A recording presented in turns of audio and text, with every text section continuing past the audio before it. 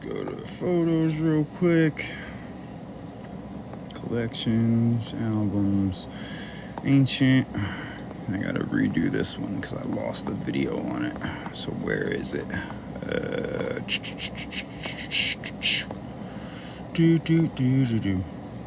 I just smell like burnt candle waxing. What the fuck? Oh yeah, the candle's burning. All right, let's see. Where's the Buddha? Where's that Buddhist tapestry? A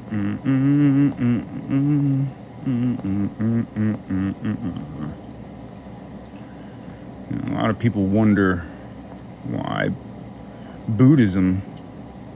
that Buddhist temple is found in the Grand Canyon, right? I'm going to show you how that's directly connected to the same exact teachings that came from this land, from everything else that I've shown you. So I just got to find that one old school picture of the Buddha. Where is it?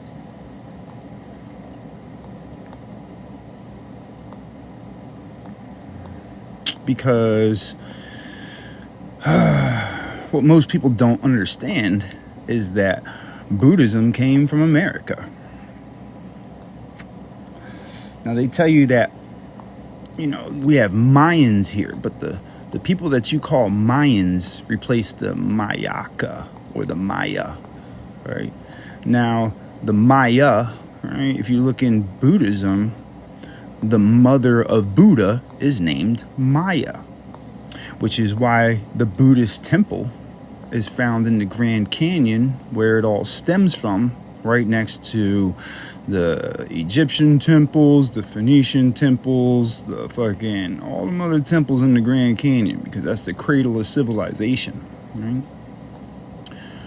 So where is that? There it is, right there. Bink. All right, so let's put this in the Procreate real quick. Procreate. Bink. I gotta redo this one. Let's go over here. Import that bad boy. Okay. All right. Give me this one right here. So, all right. A lot of people don't see the correlation, but I'm gonna show it to you. This is all in our ancestry, and they want you to believe that it's everywhere else in the world, but it's not here in the Americas. Right? But look, hold on, wait. Matter of fact, here, let me show you this first. So this, go to the internet, and go to this Buddhist temple in the Grand Canyon. Oh wait, I don't want to change this page. Hold on. My bad.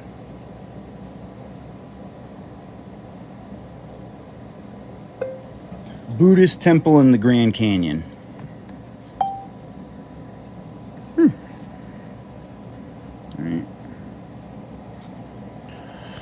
Notice, while there isn't a traditional Buddhist temple within the Grand Canyon National Park itself, the fifth Kadampa Temple for World Peace is located near Williams, Arizona, about 60 miles from the Grand Canyon South Rim. This temple, part of the International Kadampa Retreat Center, Grand Canyon, is a modern Buddhist temple dedicated to world peace. It was inaugurated in 2019. The fucking lies that people tell.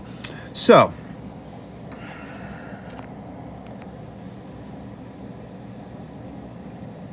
first off, I want you to notice how the Brahma temple is in the Grand Canyon, right?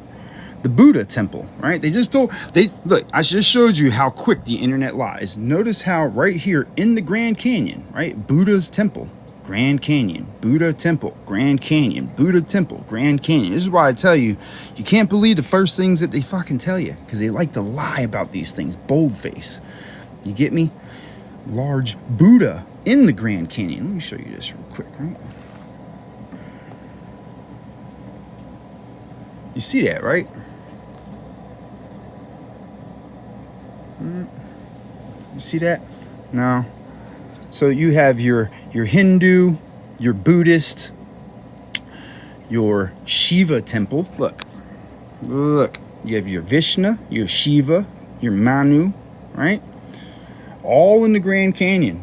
Also in the Grand Canyon, you have the Temple of Isis, Osiris, right?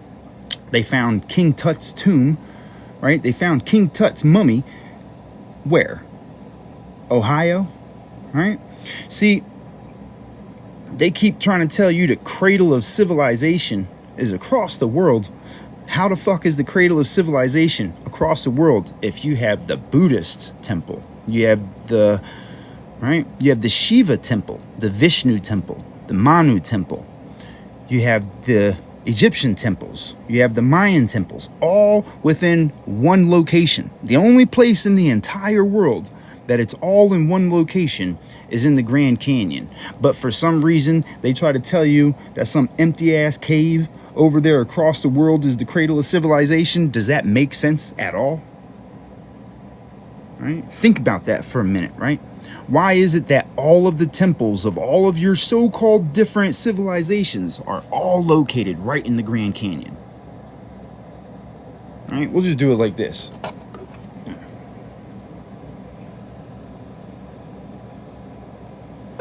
List of all the temples in the Grand Canyon.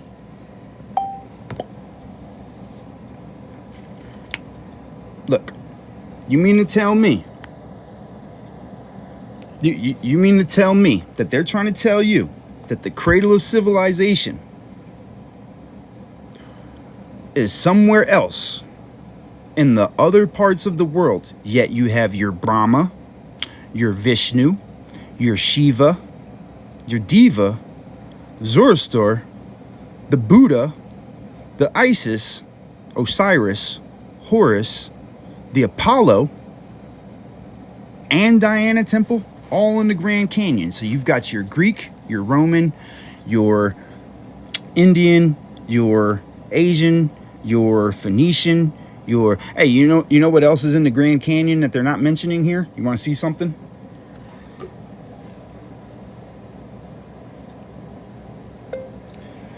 King Arthur's castle and the sword and the stone in the Grand Canyon.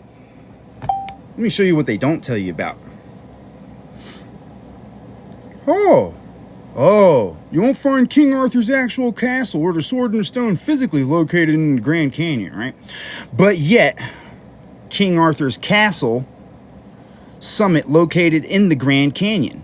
You see how they try to, look, you see how they try to fucking mislead you with AI? Meanwhile, all you have to do is look. Excalibur is a formation on the north rim of the Grand Canyon in Coconino County, Arizona. You get what I'm saying to you? Like, are you realizing all the things? So you've got your Knights of the Round Table. You've got all of your others, every single civilization found inside the Grand Canyon. But they want to try to convince you that it all started on the other side of the world somehow. Meanwhile, you can go to every country where you'll find one of these types of temples, and you'll only find one of these types of temples, right? But so if this is the origin of all of it, why the fuck are they trying to convince you that it's on the other side of the world? America is the true old world. It is the foundation of all civilization. It is, in fact, what you would want to call Egypt, if you want to call it that shit, right? We have more temples in America than you find anywhere else in the world.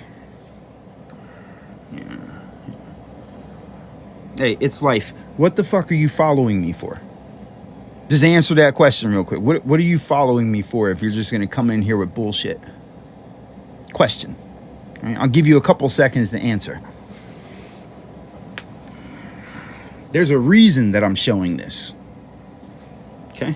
There's a legitimate reason that I'm showing this. All right, so then just chill out and follow along for a second. Right? Now, I've already shown you the symbolism in the Egyptian stuff. I've already shown you the symbolism that's in the Mayan, which is the Mayaka, not Mayan. Now look, right? Hold on, let me show you something else, right? Because you think that Buddhism started on the other side of the world, right? Check this out.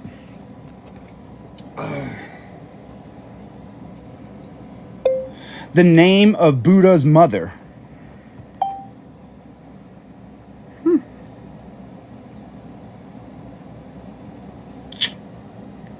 All right, they want to give you this bullshit, right? But look, you see how they try to misinform you? Watch this.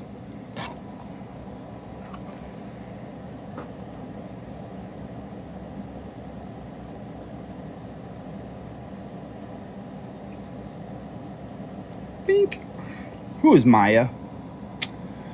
Not Maya Angelou. All right, watch how they do this. See, they make you search for this stuff. Maya, mother of Buddha.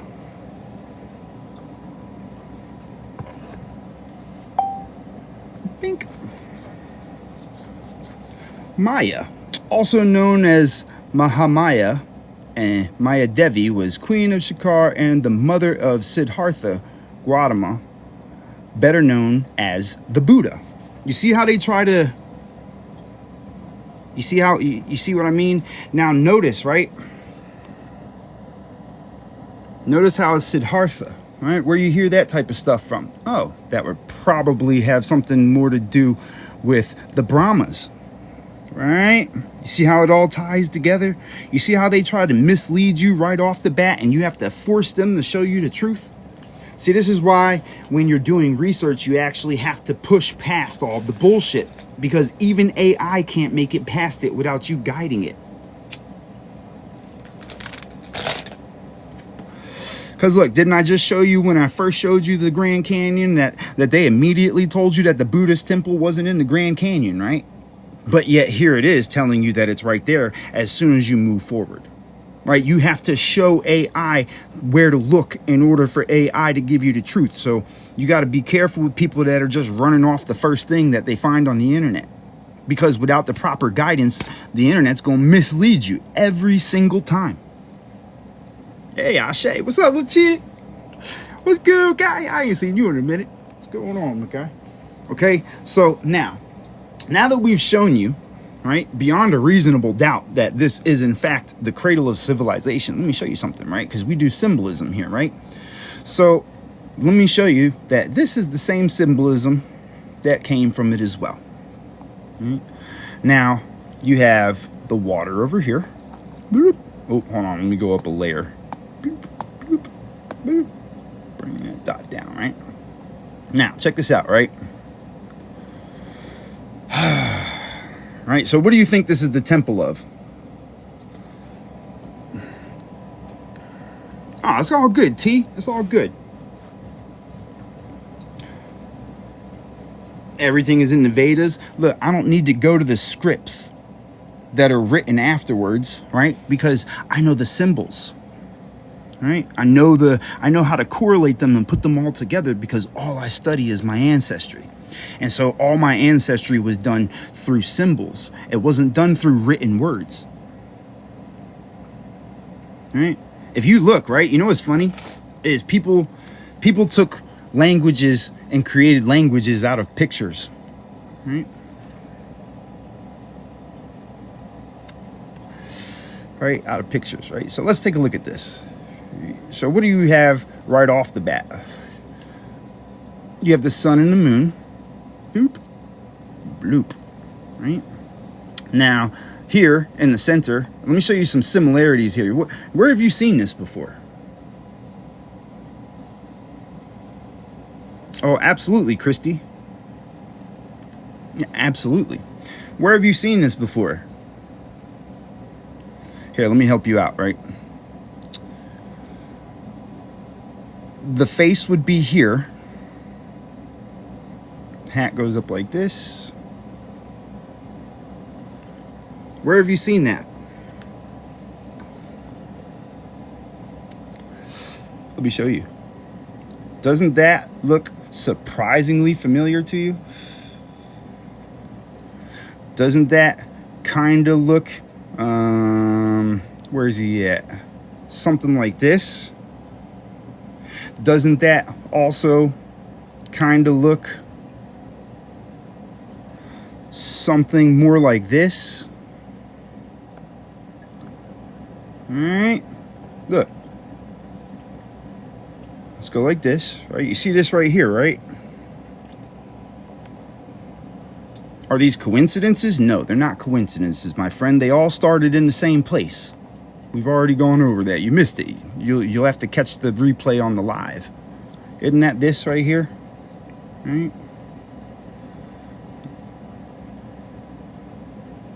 Okay. Now look, check this out, right? So you have the sun and the moon, right? Because you have the energy, right? And the reflection of it, right? The one that it passes through and the one that carries it, right? Same thing as when you're looking at this. On this, you have the sun and the moon, the one that creates the energy and the one that passes it.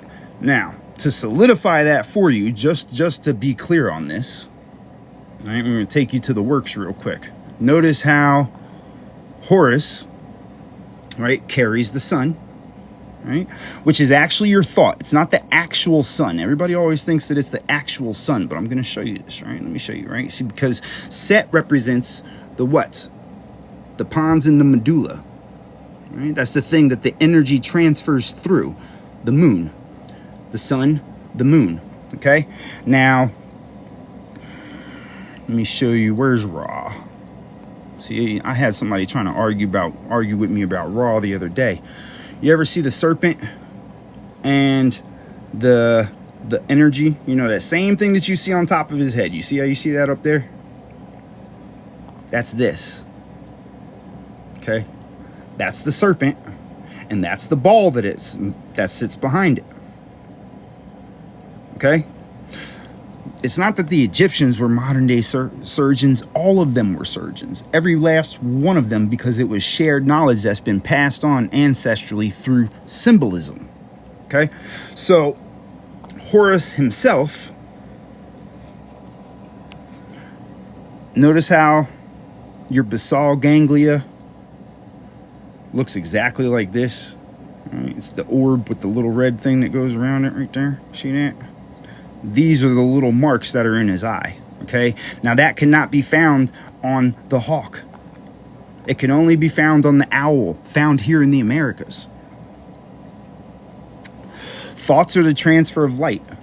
But if you want to know where your thoughts actually stem from, all right, here, why do you think they say it stems from it? Look, Amun.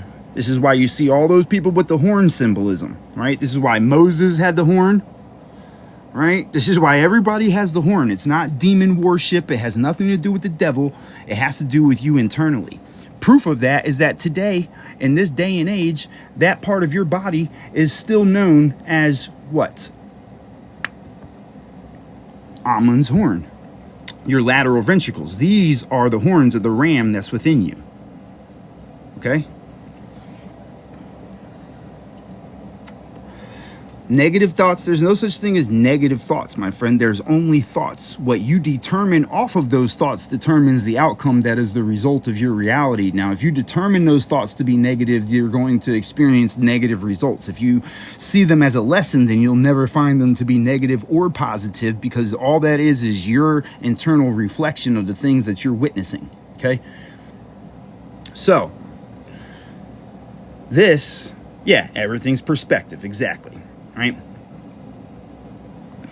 No, it's not demonic, my friend. Symbols can't be demonic. I'm showing you where that horn comes from. Why do you think that they gave you this? You want to see this? You want to see exactly what this is? Put a 1 in the chat if you want to see exactly what this is, because that's your boy Amun's head right there. Right? It's the ram, the goat. They're all the same thing. Right?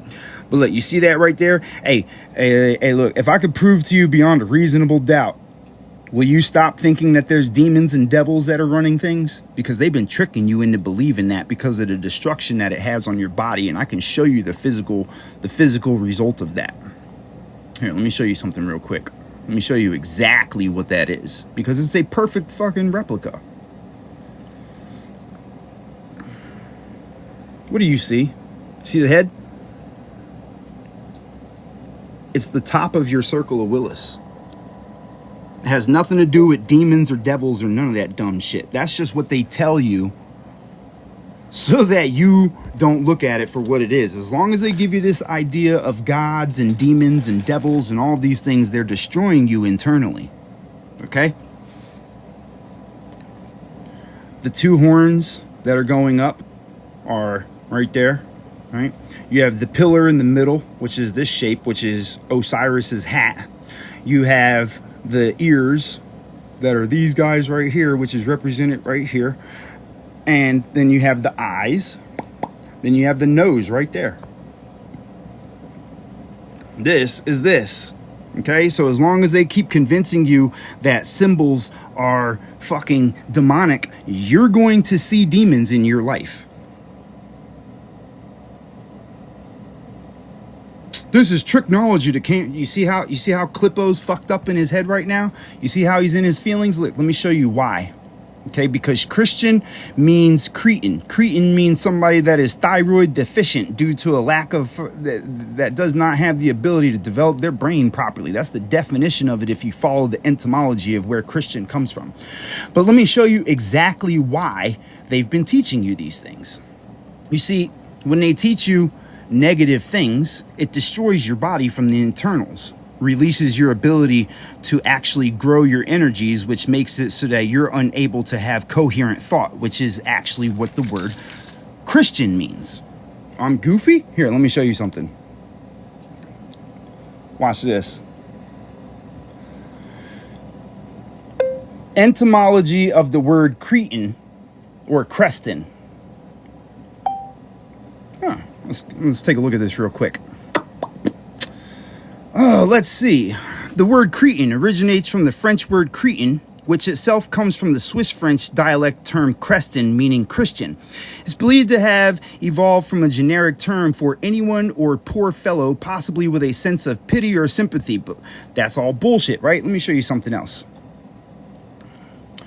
The word Cretan initially referred to individuals with cretinism, a condition causing dwarfism and mental deficiency due to a congenital lack of thyroid hormones.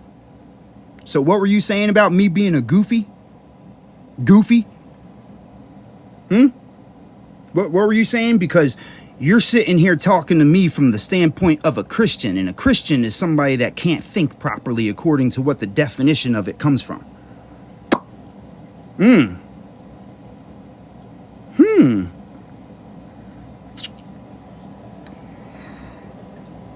I'm gonna let you marinate on that for a couple of seconds.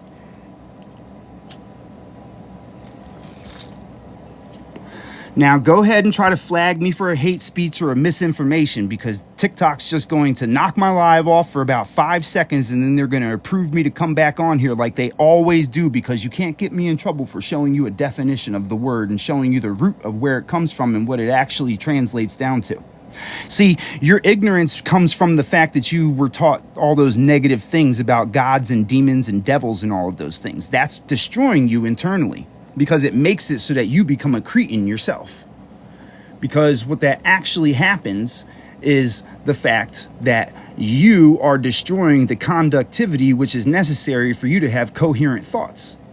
See, my friend, I'm not one of those people that gets affected by these things, right? Because you're full of holy water. You understand? You're in holy water. Notice how there's a hole created in everything that is negative that you think of. Okay? Now, I'm telling you this because I love you, right? And because I'm trying to share with you some wisdom. My people will perish for lack of wisdom, for they reject knowledge, and I shall reject thy seat in the heavens and thy children, right? That's what it tells you in the Bible, right?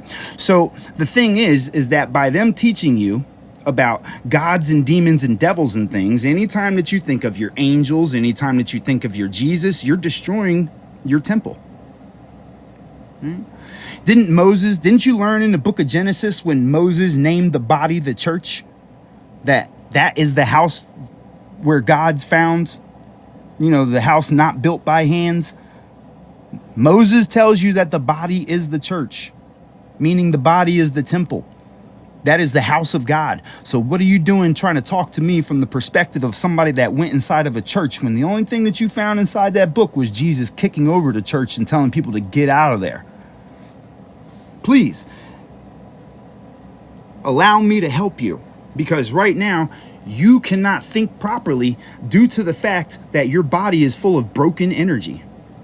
Okay, these are the positives. Notice how the positives create an even distribution.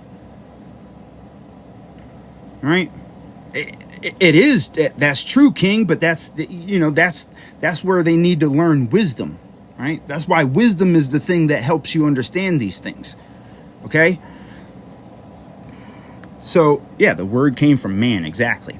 Right, so when you're having those thoughts of angels, when you're having the thoughts of your God, when you're having the thoughts of your heaven and all of that shit, you're destroying your body internally. Okay, so what happens is, if you notice, right, I want you to check this out, right? You see how when you have evil thoughts, it creates holes in your system? You see that, right? Notice how when you have thoughts of an angel, it creates that same exact hole, but then it solidifies it as well. This is you crystallizing the energy in your body and locking it inside of itself. This is why you have uneven distribution and why you keep talking in circles all the time and can only repeat things like, that's a demon, that's a devil, that's Satan. You see all that stuff everywhere that you go because you don't have the wisdom and the appreciation for the love that I'm showing you right now. Right? So the thing is that when you think of an angel, or when you think of God, when you think of Jesus, when you think of heaven, on the backside of that, because you were taught all of those negatives, what actually takes place is you solidify and restrict your own energies. Okay? This is destroying the waters of your body where your memories are kept, which is reducing your conductivity, which is making it so that your vibration is going lower and lower and lower and lower because the energy can't transfer properly, because all of this energy has to deal with your cerebral spinal fluid. That's where your memory is stored. It's not in your brain. Your brain only reacts and controls and shows you the reactions and the controls that your thoughts and things are creating. The water in the body, the H3O2, is where it actually comes from. Okay?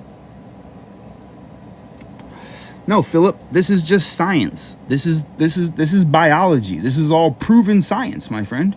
So it's not even that I have to make these things up, because this is how your body actually operates. Okay? Your body is full of H3O2. It is not full of H2O. H2O is what happens when you have those negative thoughts, because it separates the conductivity, taking the salt out of it. This is why most of you are salt deficient. This is why you're supposed to take a salt with every offering. But not table salt. That shit is toxic. You're supposed to be taking things like sea salt. You're supposed to be taking things like Celtic salt. You're supposed to know which salts that you need. That's why it tells you in the Bible to salt with every offering. Right? Why is it called an offering? See, people got you out here making offerings in churches and all these other things. No, the offering is what you're consuming, because you're consuming that into the temple of God. Right? Matter of fact, here, let me show you. Look.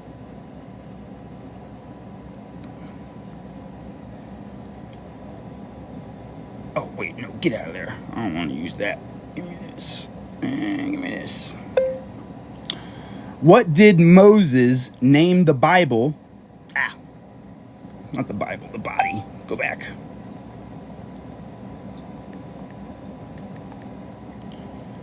And what scripture was it? I'm going to prove it to you right now. Bink.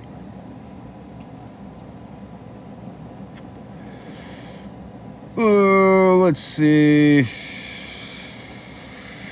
Nah, that's not it. Matter of fact, here, let's just do it like this. We'll go to what was the Unam Sanctum?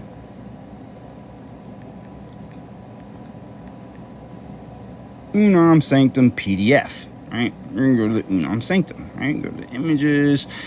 Now, if we go down to the Unam Sanctum, which is the decree where the Pope decided that he ran the world, right? Let me get the PDF up for you real quick so that I can show you this. Because, I stay out of the Bible because, where in the Bible did you see anybody in that book that was a prophet or that was a preacher or anything of that nature? Where did you see any of them reading from a book? They didn't. They got it internally. Right? Think about that for a moment. Unam Sanctum. Oh, okay. So if we go down here to the Unam Sanctum, and we go down to this last part, right? Romans 13. All right. Unless there are two principles, beginnings, as Manichaeus pretended there are, but this wedge was false, heretical, for Moses said that not in the beginnings, but in the beginning God created the heaven and earth. We therefore declare and say affirm, blah, blah, blah. All right, where's that other part at? Let's see. Oh, let's see, right here. My dove, my undefiled is one. She is the only one of her mother, blah, blah, blah. All right, let's see. What is it, on page 1 or 2?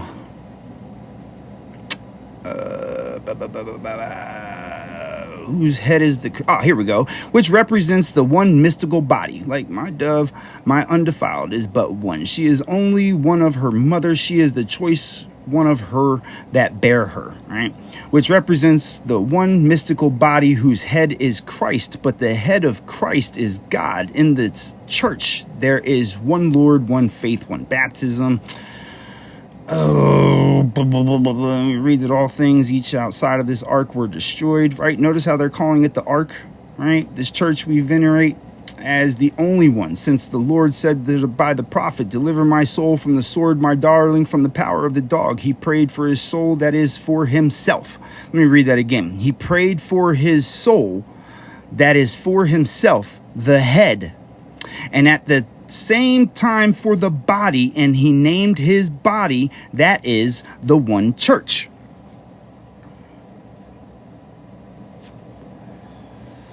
No, I don't need to be directed to anything, my friend. I'm just showing somebody something that is already verified. Notice how the soul is the head, right? He prayed for his soul, that is for himself, the head. And at the same time for the body, and he named his body, that is the one church, because there is but one bridge room, and because of the unity of the faith, of the sacraments, and of his love for the church. This is the seamless robe of the Lord, which was not rent but parted by lot. Jesus is not God. See, you're being blasphemous right here, because it literally tells you the soul is the mind, right? The soul is the head. The body is the church. You see how Philip can only regurgitate the same thing over and over again? You see how that effect of that Christianity has affected him? Didn't I tell you that learning that destroys you? Oh yeah, ye are gods. Exactly. Somebody taught me bad doctrine. No, you don't go to church. The church is your body, according to your Bible. What are you telling me to go to church for if the church is your body, according to the Bible? Get your soul right, man. Get your head right. Get your soul right. Okay? Church is not community. That's not what it says here. It says the body, that is the one church. Let me say that again. And he named his body, that is the one church.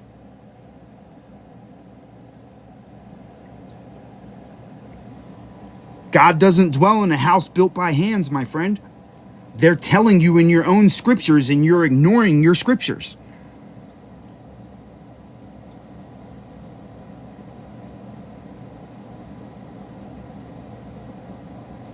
No, the people are not the church. No, the body is the church. They're talking about his physical body. He prayed for his soul. That is for himself, the head, right? He prayed. This is Psalms 22:20. He prayed for his soul, that is for himself, the head, and at the same time for the body, and he named his body, that is the one church, because there is but one bridge room, and because of the unity of faith, of the sacraments, and of his love for the church, right? You're supposed to love your body. Why? Because your body was the gift that you were given to experience these things, these wondrous things that are all around you. right? Your body is the gift from the Creator. So in your Bible that you ignore, right? See, you say demonic, right? You say demonic, but let me show you something, my friend, my lost friend. Etymology of demon. See, demon goes back to daemon. Daemon is just an inspiring spirit. Oh, originates from the Greek word daemon, which originally meant a spirit or supernatural being, not necessarily evil. Over time, and particularly with the rise of monotheistic religions, daemon and its Latin derivative daemon evolved to primarily signify evil spirits or malevolent entities. You see, that's what you get for listening to somebody that was a demonologist that gave you a book of religion that was changed out of a book of spirituality, biology, and law. See, the Bible is really a law book, okay? It's that's what it really is. It's a law book. That's why it has all types of teachings of how you're supposed to conduct yourself and all types of things. That's why Jesus had the 12 that followed behind him. That's your jury of your peers. That's why they go and sit before the Father and be judged. Remember, the word is judged, right? You're supposed to have your trust. Your faith in God is your trust. Your ecclesiastical trust, to be exact. See, you don't know anything about that book because you've been taking that book from the standpoint of a Christian, but we've already shown you what a Christian is, right? We don't have to keep going over this, right? We're not going to keep going over this, right? So, nobody talks about Hinduism like this, or Buddhism, or Muslim. Yes, I do, my friend. I actually talk shit about all of these religions that were created out of these great ancient works because they all came from one place. Boop. The Grand Canyon. It was my ancestors' works, my guy. We were just speaking on it before you even got in here. See, Muslims are lost too. Here, you know why the Muslims are lost? Because, let's see. Etymology of Muslim. It means servant. They're slaves. Someone who submits. See, they add on to the will of God, Allah. They add that in there. That's not true. Muslim meaning one who submits, right? They like to throw on that extra part to make it something that is that has to do with the Creator. But their Creator goes back to what the fuck? What was his name? I forget what it was, but their Creator goes back to Baal. Okay, but you think that that's evil only because you don't understand that Baal is balance. That's why it represents both masculine and feminine. Okay, see, they gave you this story of the child being sacrificed to the bull, but that's only because you don't know what the bulls represent in the first place, which is why you had them in the story of Moses and everything like that, right? So when we go and look at things like this, right, because everything had the same origin, right? Your bull, or your Bible, which is what you're taught because you're following that as well, is the ox, which represents both the masculine and the feminine coming together, which is your Baal, your balance between the two. Okay, that's why it has up and down. Hey, what's good, Jazz? What's going on with you, brother? Just bringing out a little bit of education. See, your boy Jesus represents the same thing. Okay, your boy Jesus is in fact this. Yeah, Baphomet represents the masculine and the physical and the feminine. That's why he has the little statue. See, you thought that when they were talking about sacrificing the child to the bull, that they were talking about burning children. But the first son is the what? That's the first seed. That's the sperm. Okay? The sacrifice of the first son to the bull is when you're not practicing semen retention and you create a baby. That's why they sacrifice it to create a new fucking, cleanse all that's from this, okay? They've gone and warped it into something that has to do with demons and devils and making up all kinds of, stories on these things so that you would lose what it is, which is the wisdom that comes from having the knowledge of these things, right? So don't say follow Jesus Christ, because if you followed Jesus Christ, you wouldn't be in a church in the first place. So that's why in the Bible it tells you Jesus Christ was like, don't call me king and not do the things I tell you to do. Because none of y'all follow the teachings. Y'all just read y'all go by whatever the preacher tells you. And the preacher is what? A false prophet. That's somebody telling you that they're closer to God than you are, and so you should listen to them because they know better. No, that's a false prophet that comes to you in sheep's clothing, but inwardly bears ravenous intent. You see, the Bible warns you about all of these things if you actually read it, but you don't actually read it. You just go by what they give you, but that's the government, the God department, the governmental ordinance. Okay?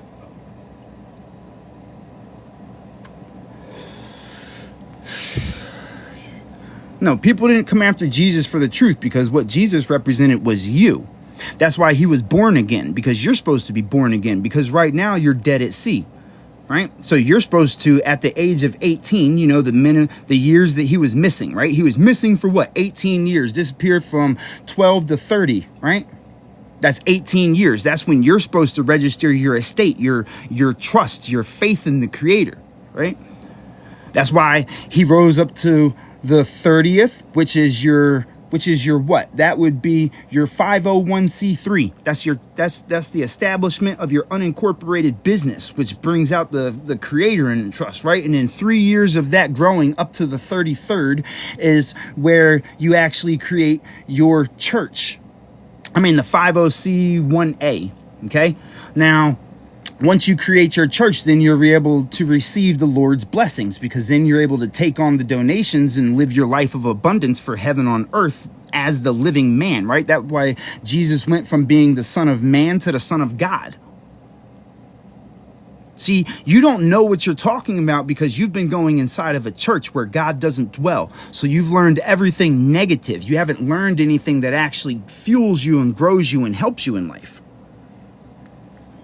You don't know what Jesus represents. You don't understand that Jesus is Je suis, which is I am. See, the I am that I am. That's why the Creator said I am. Why? Because you don't give a name when you go into courts. You don't have to be seen by the name. You create the trust as the living man. That's your trust in the Creator. See, you're not putting all of these things together because you don't know how to read that book, because you've been taught by a preacher, which is the clergy that the Pope dictated to keep you from figuring these things out.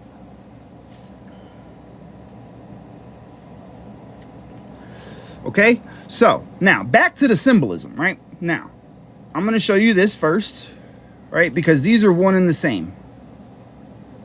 Literally. This is one and the same. This guy right here.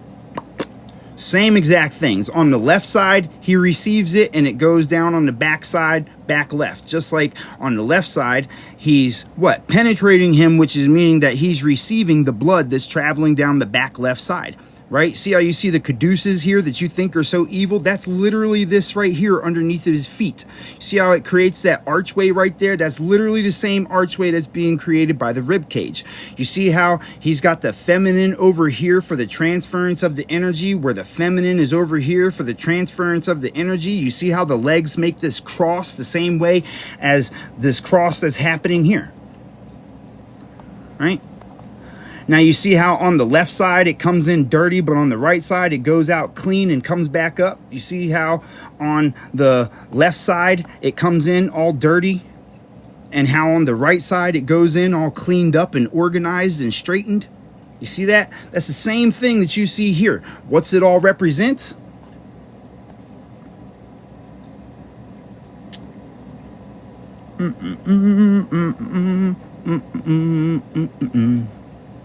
The same thing as this.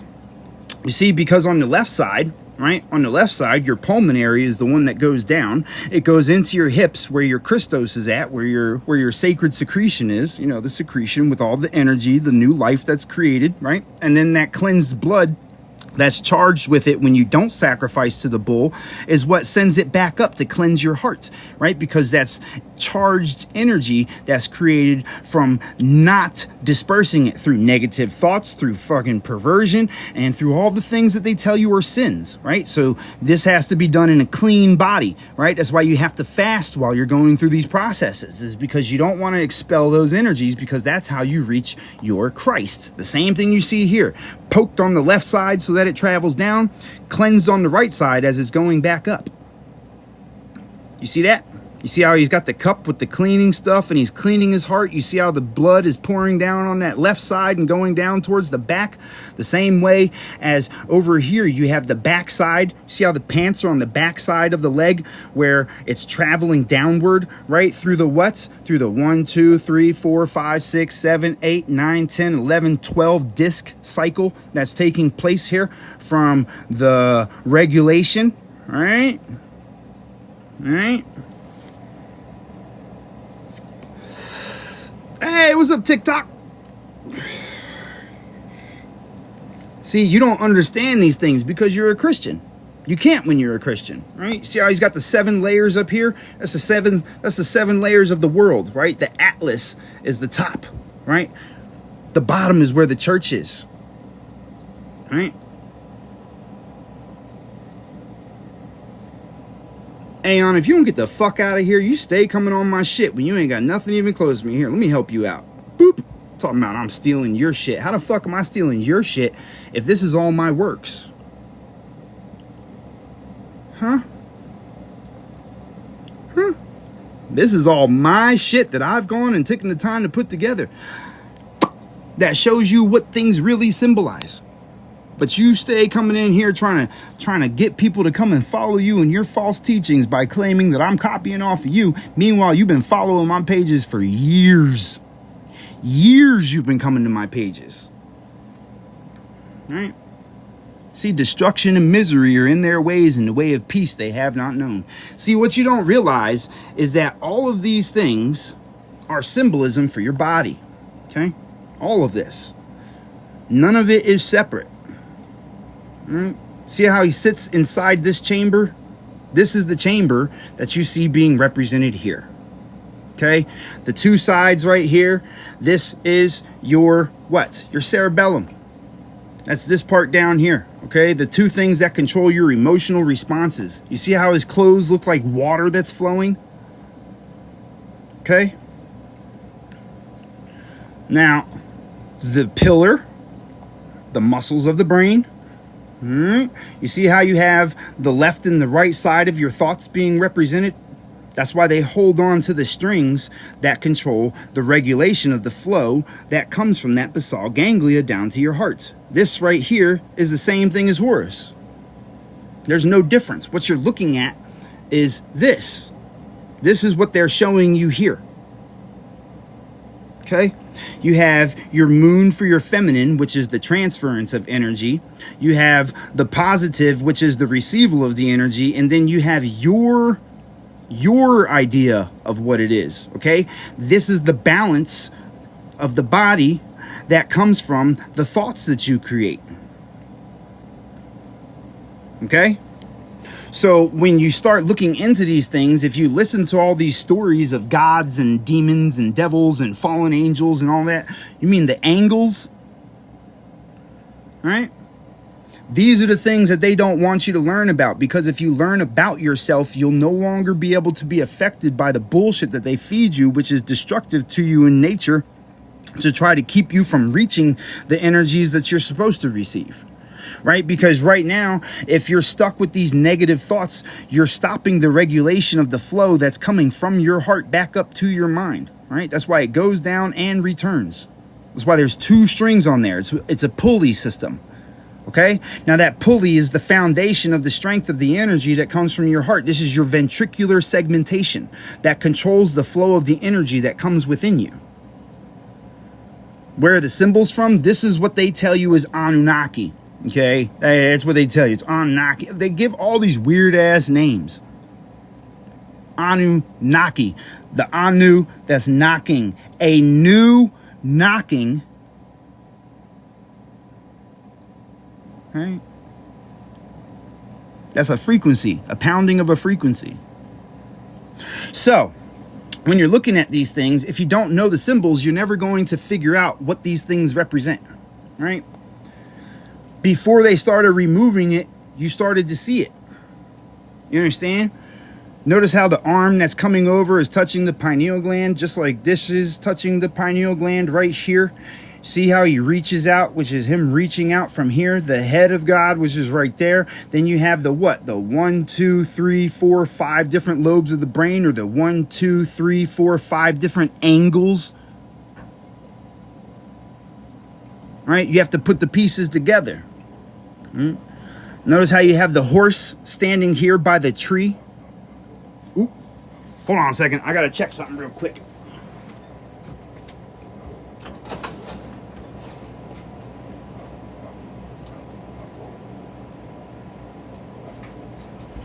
Get your dumb ass over here.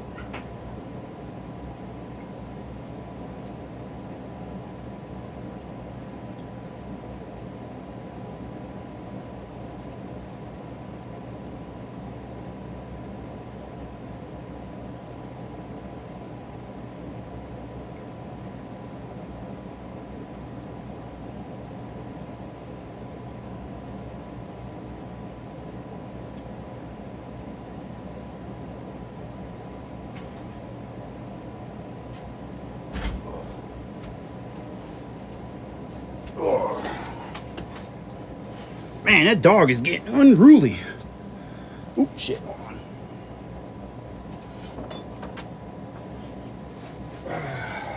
Y'all remember that dog that somebody cut loose in my neighborhood that I've been feeding?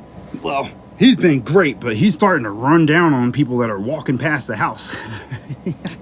So I gotta go find a way to keep him close by so that he ain't bothering people. All right, so back to what I was saying, right? You see how this sits above the tree, right? That's because that's your brain stem, right? You see the horse right here? That's the representation of it. You have the lions, which represent your, what? Your feelings, right? See the lamb? Oh, dude, I just caught him running down on an old man that was walking by with a cane. Right? What you mean, who created the brain? Bro, that's like the most ridiculous question that I've ever heard.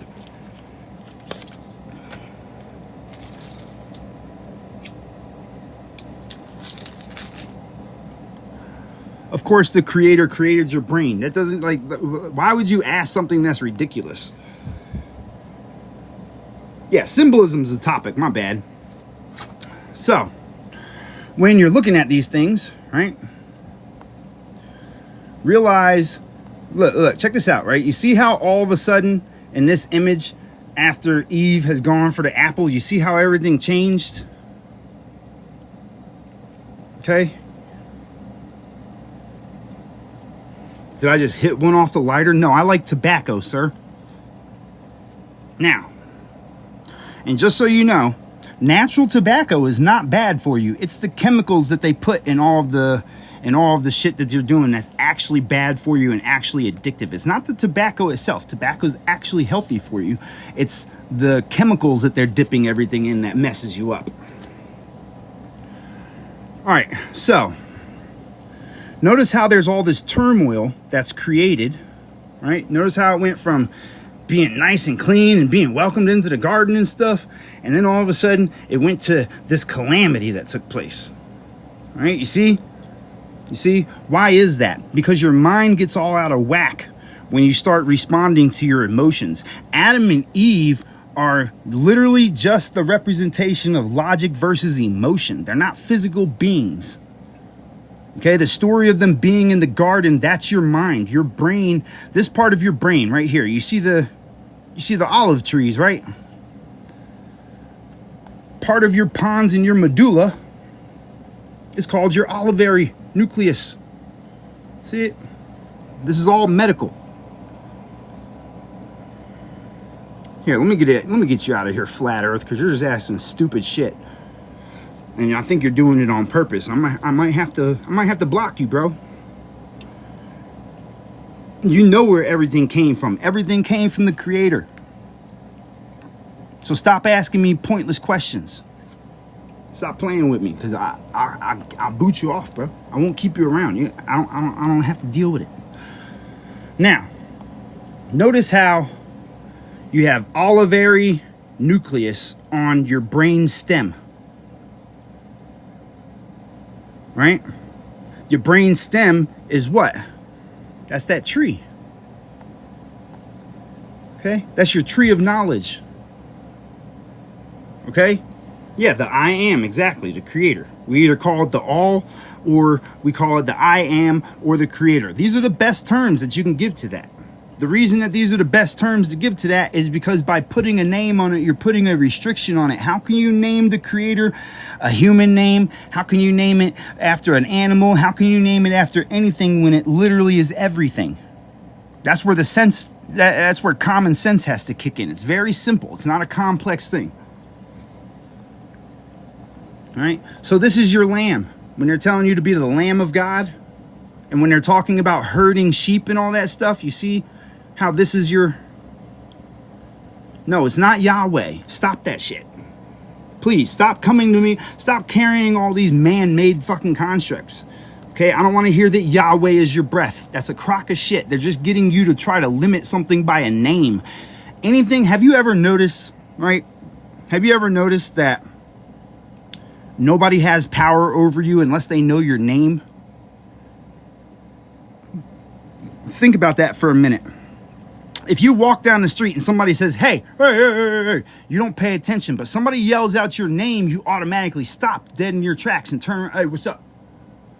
Right? You're trapped by names. The Creator is a part of everything. How can you restrict it to a name? That makes absolutely no sense. Think about this for a minute.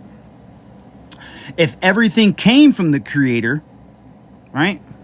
If everything comes from the Creator, wouldn't that mean you would have to be able to name everything and have to know the order that everything's name was put in order to speak the Creator's name?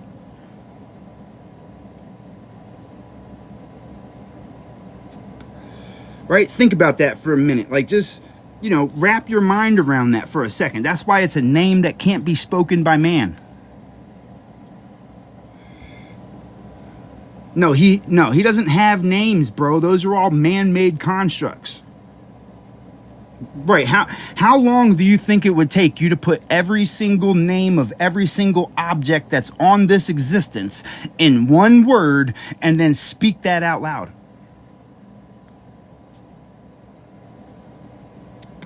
Yeah, but the congregation that you go to is misleading you because you're following false prophets. You're following somebody that claims to be a preacher or a cleric that claims to be that they're closer to God than you are. But how are they closer to God than you if you're God's creation? Doesn't that make you the son? All of you are my sons and daughters, right?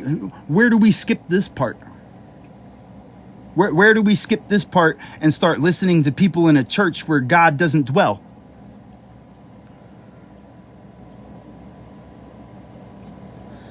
Right? The only time that let me ask you something. Which part of the Bible, right? Which part of the Bible do they have man reading something from a book? Of course your preacher doesn't say that. They're not supposed to, because they're ordered by the Pope. They do what the Pope deems that they're allowed to. There's not a single one in the Bible. Moses got instructions from the Creator and put them into the tablets for the 10 Commandments. But besides that, You didn't have anybody in there learning from the Creator coming from a book.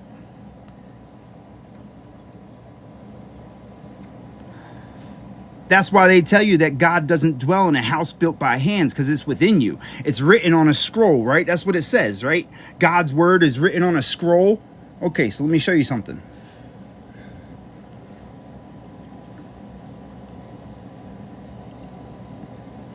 Helical heart diagram. Whoop.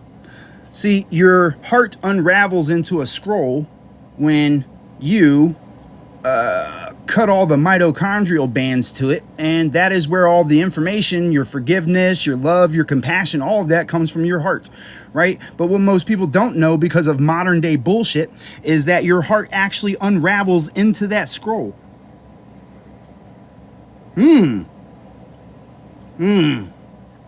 Right? Think about that for a minute.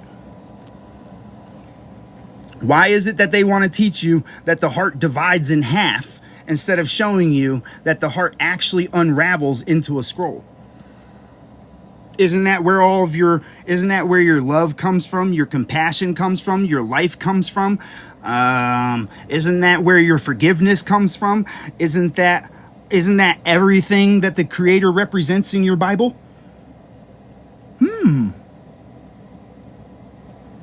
It is a vortex. Right? So what are they teaching you in the church? They're teaching you to read from a book. Where does hate come from? There's no such thing as hate. Hey, put a 1 in the chat if you want me to prove to you that there's no such thing as hate. That's an idea that you were given in order to harm you. Okay, look, check this out. Let me show you something real quick.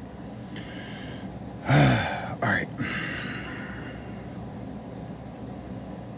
We'll stick to this real quick.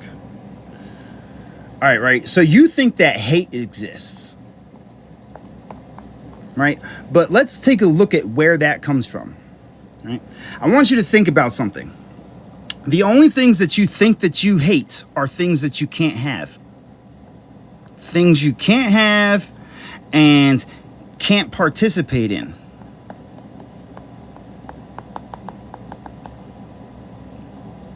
Right? The reason behind that is because you're part of the Creator, and the Creator is a part of everything, right? And so you get this frustrating feeling when you see something that you can't be a part of, because you love it so much that you want to be involved in it. You want to be a part of it. You want to see it do better. You want to see it change. You want to try to affect it in some type of way. Everybody that claims to hate something simply just found out that they feel like they can't trust something, right? They feel like they can't get close to something. They feel like it's something that they can't partake in. And then, no, that is the truth of it. So, you know, you can sit there and bullshit yourself if you want to. But the reason that white people think they hate black people, right? Let's go with the racist shit. Why do they think that? Because they think that they're savages and they can't trust them and they can't be around them, and they've been taught that they're going to do harm to them, and they feel like they have to protect themselves from them, right? This is all separation. So it's not much more than that. It's very simple. That's where it stems from. It stems from the thought of not being able to connect to something. Yeah, it's fear of love, because they love something, right? They love their existence and can't connect with something else because they've been taught that something else is going to be bad for them. And it's all a bunch of bullshit. There's no such thing as hate. Hate is only an idea that you've grasped onto for things that you feel like. Okay, some of you might think that you hate your exes. Right? Some of you think that you hate your exes right now, right? You're holding that in your heart. Oh, I hate that motherfucker. They did me dirty and they did it. No, you don't hate them. You really love them. But it's the fact that they've shown you that you couldn't trust them and that you couldn't be around them, that you invested in them and didn't get the return you were expecting. That's all because you love them so much that you can't stand to see them the way that they are, and they taught you that that was hate, but really that all came from the love that you had in the first place. And for real, the only person that's actually suffering from that is you. It's the person that believes in this that suffers the most. Because from this, you have ideas of them suffering, right? Which is negativities that are within yourself, and that divides you. You're divided because you don't know how to love them anymore the way that you want to. You understand? There is no hate. All those people that are racist, they're racist because they were taught that they can't trust the other people. They were taught that they can't be around those other people. Right? They were taught that those people were bad and did bad things and all this other blah, blah, blah, blah, blah bullshit, which means that they can't show them love to them. To themselves. There is no hate. There's no such thing as hate. That was something that you were taught. That's a construct that you were given. And it's only damaging to yourself. Once again, right? That's like people that believe in karma. Right? All we got to do is go back to the anatomy. Right? What are the results of this ideology that you were taught? Well, it's destroying the conductivity within your body. Because all those things that you think that you hate break you up. They don't break them up. All them times that you think that, all right, how many of you believe in karma? Right? How many of you believe in karma? Put a 1 in the chat if you believe that there's karma for people's actions and things. Because I'm going to tell you right now, you're fucking destroying yourself believing that. Because the whole time that you're believing in karma, when's the last time that you thought of karma in a positive way? You never have. The only time that karma pops up is when you think that somebody should be punished for something that they did for you. So what's that mean? That means you're having evil thoughts. That means that you're polluting your waters. That means that you're destroying your system. The only people that suffer from karma are the people that believe in it. Because you're sitting there thinking and wishing horrible things and acts upon people. No, karma is not energy. Stop trying to reinforce that bullshit because you're only hurting yourself. And by drinking, yeah, that's that drinking of the poison. Why do you think they call it drinking the poison? You're poisoning your own waters.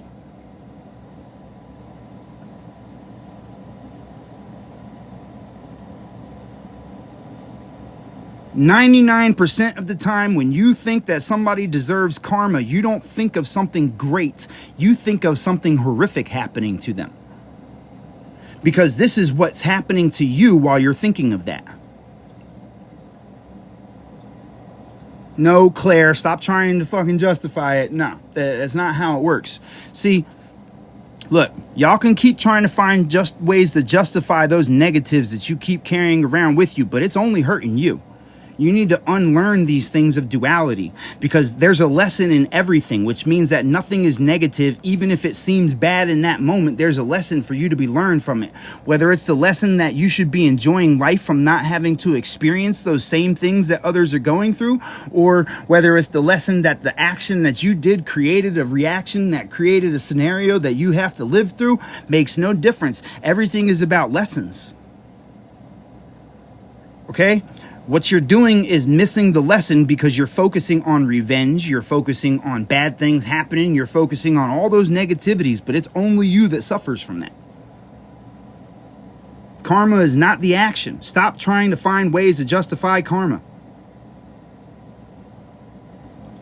You're in heaven right now and you can't recognize it because of the fact that you've been taught duality, and because of the fact that you've been taught karma, because of the fact that you've been taught that there has to be an action for a reaction for this and that. You see plenty of people that haven't been taught these things that get away with what you would consider to be the most horrendous acts on earth.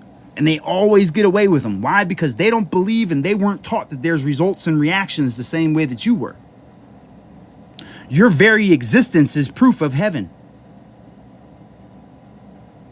Because there was a time when you were simply a part of the creator that could not experience what you're able to experience right now. So every time that you wake up, you're in heaven immediately. And because of the fact that you can't recognize that, there's all these examples. There's children that are getting hurt. There's adults that are getting hurt. There's fucking horrific, what you would consider horrific acts taking place. These are all to remind you of how special you are and how you don't have to experience these things. But you don't know how to recognize the creator's work because you haven't done the work to get close to the creator in the first place. So you can tell me I'm wrong if you want, but I live a happy, peaceful life. And even though I get upset for things for a couple of seconds, that immediately goes away because I understand exactly where it is that I am and who I am and what I represent and what I'm doing here. You, my friends, are lost when you're running around with all these other ideas. You're lost because you're expecting there to be results for things that don't truly exist.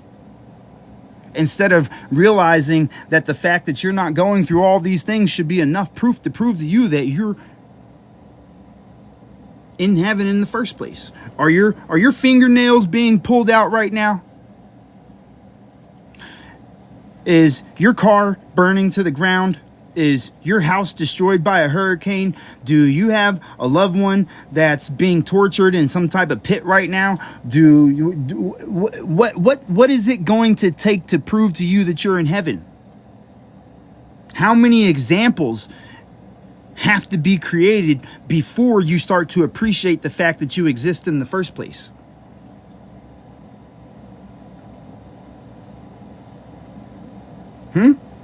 These are things that you should really start to ask yourself. Because right now, they've given you this idea of duality, what comes around goes around, but how is duality, what is the key thing to duality? How many people in here studied the Hermetic principles? Put a 1 in the chat if you studied the Hermetic principles. Or if you've heard of them, or if you know what they are, right?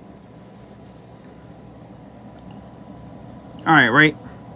So let me ask you something, right? When you studied those Hermetic principles, right? You know, the foundation of all these religions and everything like that, right?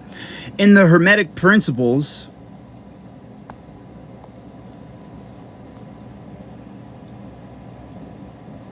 right? In the Hermetic principles, they teach you duality. They teach you good, bad, male, female, right? Now, if you read the Hermetic principles tell you, what's the first thing of Hermetic principles? A true Hermetic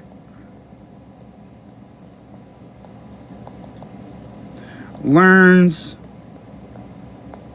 to read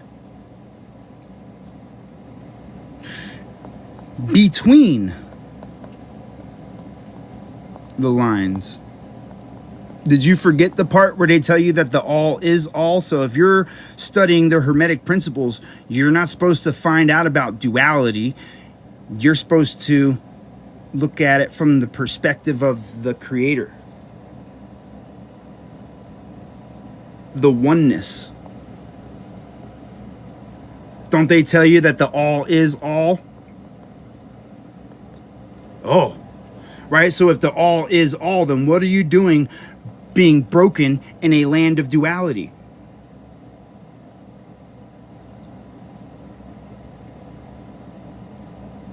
Right? Think about that. Yeah, we're one. The secret to the Hermetic principles is learning the oneness, not duality. Duality is a result. That is a product which is altered by perspective.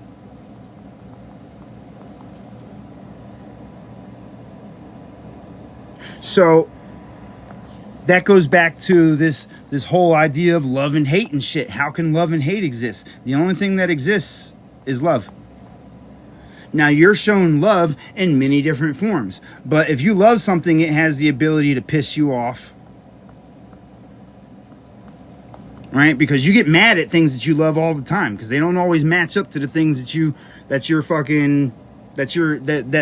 have the ideology of. You're right. This is where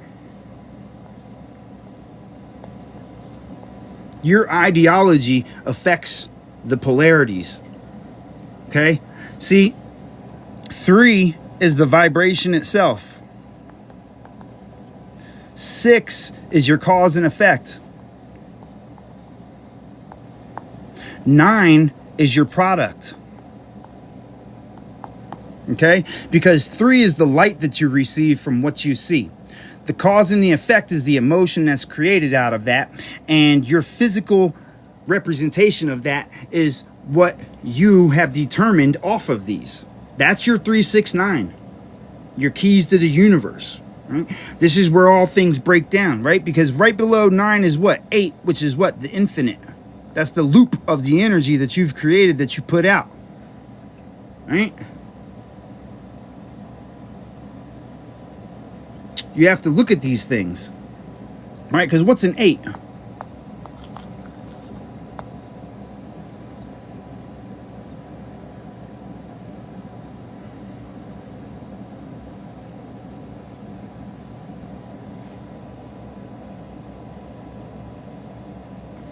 And half of that is your what? Your 3. No, the creator's not a man and a woman. How can you restrict the creator to masculine or feminine when that's a product of the creator?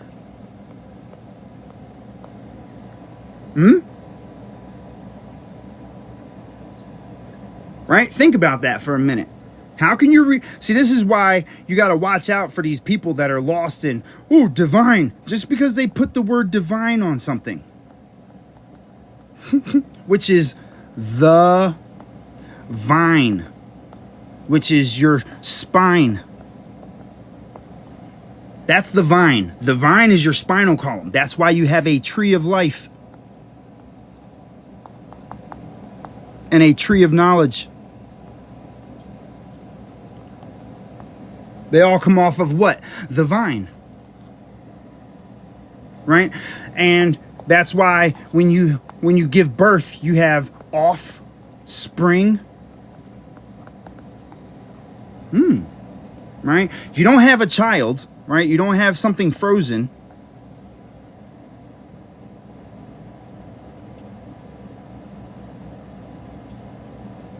Yeah, you're the creator, bro. You're the creator in the flesh, bro. Doesn't it tell you that all ye are gods? You don't understand that? You're a part of the creator, but you have to, like, you know, this is where people get lost in ego, right? People think of it from an egotistical standpoint and think that, oh, I'm the creator and you're not. I'm special and you're not. No, how the fuck can you accept that you're the creator and look at somebody else and think that they're not? Look at a piece of grass and think that that's not. Look at a tree and think that that's not. Look at the fucking air and think that that's not. How do you correlate yourself with being the creator and then see yourself as being more special than everybody else? You don't. See, that's the thing. Once you understand fully who you are, you also understand that everybody around you is a connection, is a reflection, is some type of situation that you're a part of, right? Problem is most of you worried about fixing yourself, but you miss all of the parts of yourself that are walking around you every single day.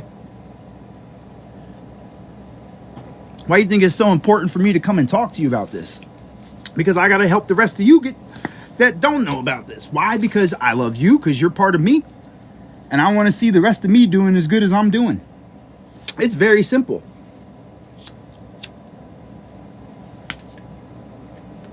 You understand? So, you know, when you get people from the church coming and telling you that you're a pagan and a devil worshiper and all this other stupid shit because of the fact that you understand that you are the creator in the flesh, right? They think that you're being blasphemous by saying that you're the creator in the flesh, but they don't realize that you're also saying that they are too. because you cannot understand that you're part of the creator without understanding that everybody else is, and showing the same respect to everybody else that you would want for yourself. This is why it says that those that know the creator would not do the things that you do. They don't have it in them to do that. Why? Because they know that they're only hurting themselves in the process of hurting you, because you're a reflection or a part of them.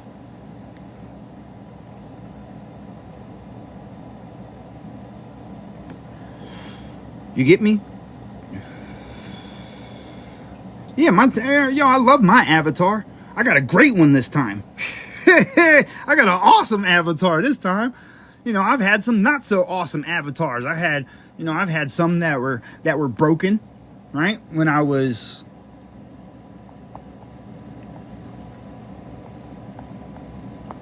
this avatar, my body didn't really survive that long, and I wasn't able to complete the things that I was after, right? But I've had some awesome ones.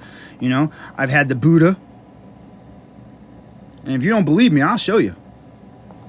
Because you can't understand all this shit without understanding frequency and vibration, right? I've had Leonidas, right? These are my specific avatars, right? Right? I've also had the Emperor of the Terracotta Warriors. You understand? That's okay. I've had several different avatars that I know because I understand the frequency that I carry. And I understand how that reflects in the physical world. Right? So I know that I've came here in some bodies that weren't so great, right? I know that I've came here in some bodies that were a little bit fat. I know I've been here in some bodies that were resilient. Okay? And it's easy for me to find because I've learned about the frequencies that I carry within me, which is the mission that I've been on for every single time, which was freedom for the ones that I can reach. It's been the same every single time. And it's all represented physically. Right? The physical representation of that frequency is the same every time. It just varies slightly. Would you like to see? You want to see? I'll show you.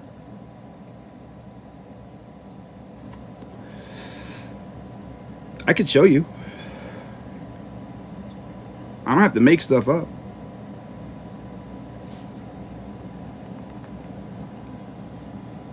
That's all it is it's just information that's been passed on over and over again, but the frequencies all remain the same. Frequencies are easily recognized. Like, for instance, right, before I show you this, right, I want to show you something, right? The frequency of this pen will never be the frequency of this pendant, right? And the frequency of this pendant is never going to make this wallet. And the frequency of this wallet is never going to make this card. You get what I'm saying? So realize that each frequency carries a specific construct that goes with it, right? Can we agree on that? Can we agree on that one thing?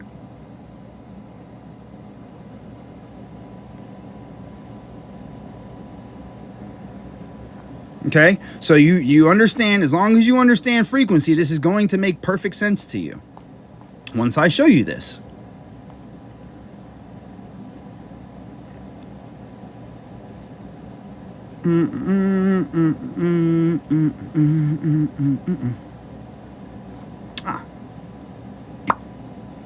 Beep.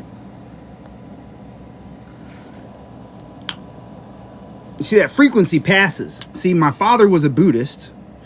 My great-grandfather was a Jew. Right? Now, if you notice the similarities and the frequency that remains through all of the different constructs produces a physical result that is matching up every single one of them. That's why they left all them statues behind.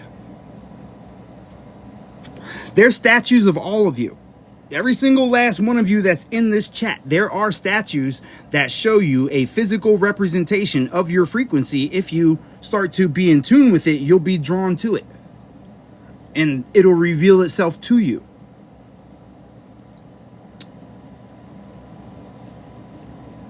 It's not difficult. Of course, there's going to be many different variations, right?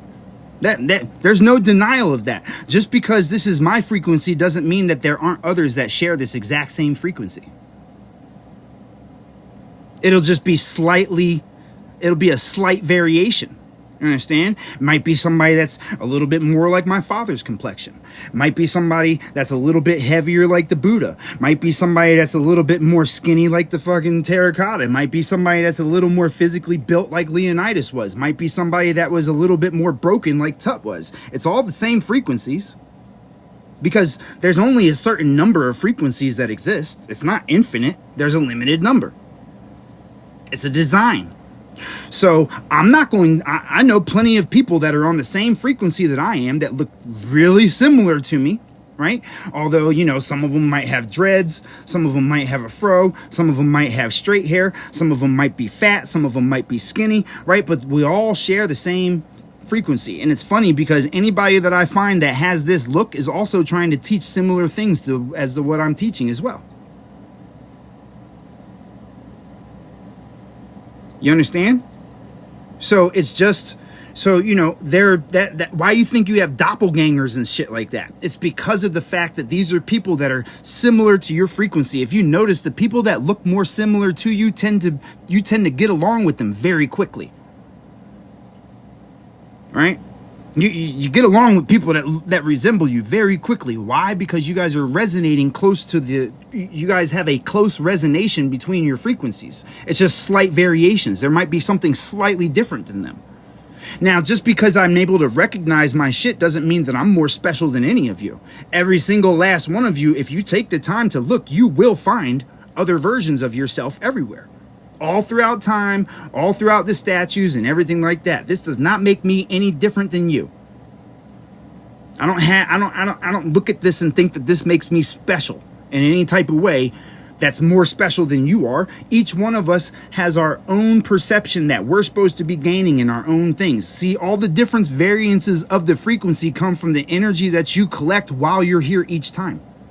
So it changes the next variance that you come back in. Right? Because you always come back. Because it's magnetism. It all rotates. So, you know, that's like, you know, you'll find a lot of people that'll be like, oh, I'm fucking this person, so you should follow me and you should listen to me and you should make up this and this makes me special. That means I'm your leader and I'm your this. No. These are people that are lost in egotistical things. Okay? That's an egotistical standpoint.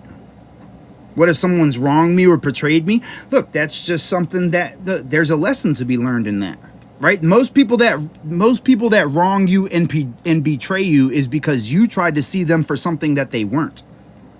You tried to put your ideas of who they're supposed to be on them, and they showed you that they weren't that type of person. You seen how they acted with everybody else, and you mistakenly decided that you were going to be able to do something different with them, and that you were going to hang that fucking lamb, that lamb chop in front of the lion and expect it not to go and eat.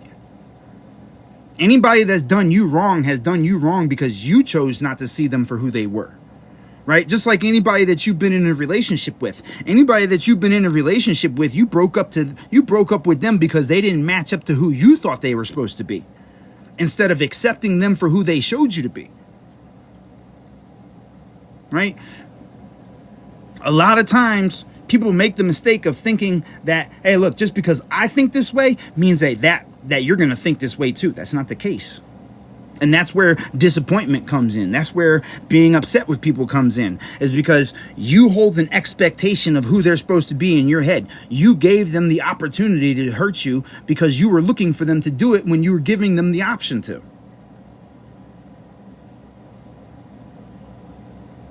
See, what you don't realize is that those people that hurt you, they hurt you because you wanted to feel that from them because you couldn't get it from anybody else. That's why you brought them to you in the first place. Yeah, no physical evidence of it. Exactly. Right? That's the thing, is people only can hurt you if you allow them to. And they only hurt you if you don't expect them to be who they show you to be. Everybody's got a certain frequency that they operate on. That means that everybody's got certain things in them that they're going to say, think, do, and create and act on. And if you don't accept them for what they show you and you try to conform them to what you are, then you're always going to be disappointed, broken, and hurt by them. And it's only because you're choosing your view of them over them. No, you can trust everybody. It's not that you only trust yourself. It's that you have to trust everybody to be who they show you to be. You understand? Look, once you figure this out, you'll be able to have great friendships. You'll be able to have great relationships. You'll be able to have great success in life. Why? Because once you realize that people operate a certain way, you know, okay, right? So you know that you might have that one friend that you know that tries to sleep with all of your friends' friends, right? So what's that mean? You should probably keep them away from your significant other. You have that one friend that goes around and steals from people and shit like that. Okay, so what's that mean? That means don't leave your stuff around them. If you want people to remain being your friends, don't tempt them with the things that you know that they can't control. Yeah, you got to move accordingly.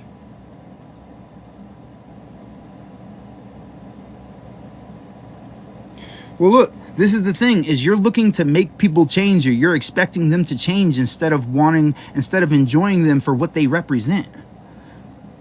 You get me? All of those people that you've tempted into doing something different, they had great value that you could have added to yourself from other things that you could have learned from them. But it's the fact that you tried to put them in that box and tried to tempt them with the things that you knew that they would do that destroyed your relationship with them.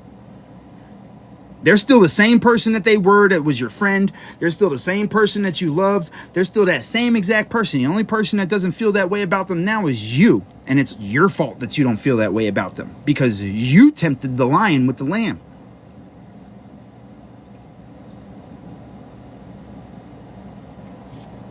Right?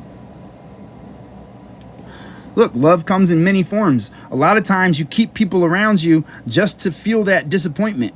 And you don't even realize it. Nah, it's not that you could have encouraged a different outcome. You can't change somebody else. They're going to be who they are. You just have to act on how they show you who they are if you want to keep them around. Stop trying to change people.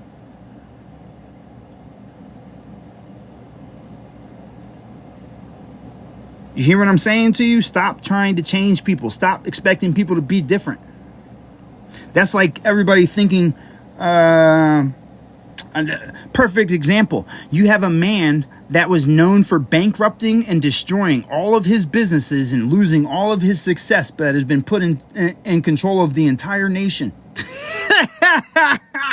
What result is everybody expecting from him? Oh, there's great prosperity for him not to be who he is? No, he's still being exactly who he was. You can ignore all the things that somebody does and try to hope and wish that they're going to be like you, but stop expecting people to be you. You're you. Think about that for a minute. There's somebody right now that's supposedly running this entire nation. If you go and look at any of their business practices, you'll see that they bankrupted everything, destroyed everything, robbed the people that worked for them, and were horrific towards, a certain sex and stuff like that, right? But yet everybody let this person become in the seat of power, expecting them to all of a sudden be the solution. No, he's there because he's there to do a job. What's the job that he's there to do? Tank the shit. And everybody's just standing around watching it happen, expecting him to give some kind of other result than the one that he's shown you through the rest of his life. And it happen, expecting him to give some kind of other result than the one that he's shown you through the rest of his life.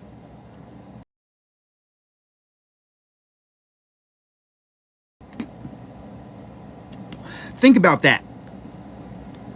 They took the lion and gave the lion a full-on fucking... They put the lion in the pen with the lambs and expected it not to eat. That lion's going to do the same thing that lion's always done. He's going to eat them lambs one by one as he goes. But you guys expect it to be different? Why? Because see, most people's limitations come off of the ideas of what you're willing to do. Stop judging people by what you're willing to do and accept them for who they show you to be. You're like, oh no, they couldn't possibly do that. No, you wouldn't do that. You wouldn't do that. But you expect everybody else to. They're not you. It's not karma, Claire. That has nothing to do with karma. What is karmic about the person that is being the person? Karma, Claire. That has nothing to do with karma. What is karmic about the person that is being the person? That for a second. What is the karma of him being who he's always been? There's no karma there. That's a guaranteed result. It's not karmic. How's he suffering? He seems to be doing great. Why? Because he's doing what he does.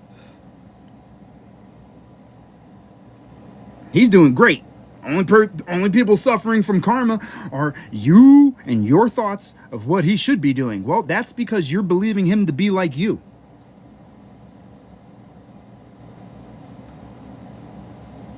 Deja vu, that's proof that you don't need to practice manifestation. That's what deja vu is.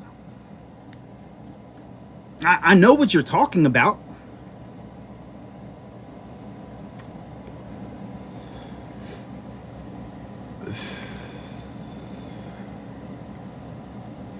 Oh, the house coming is great, man. I'm just waiting on some. I'm waiting on some on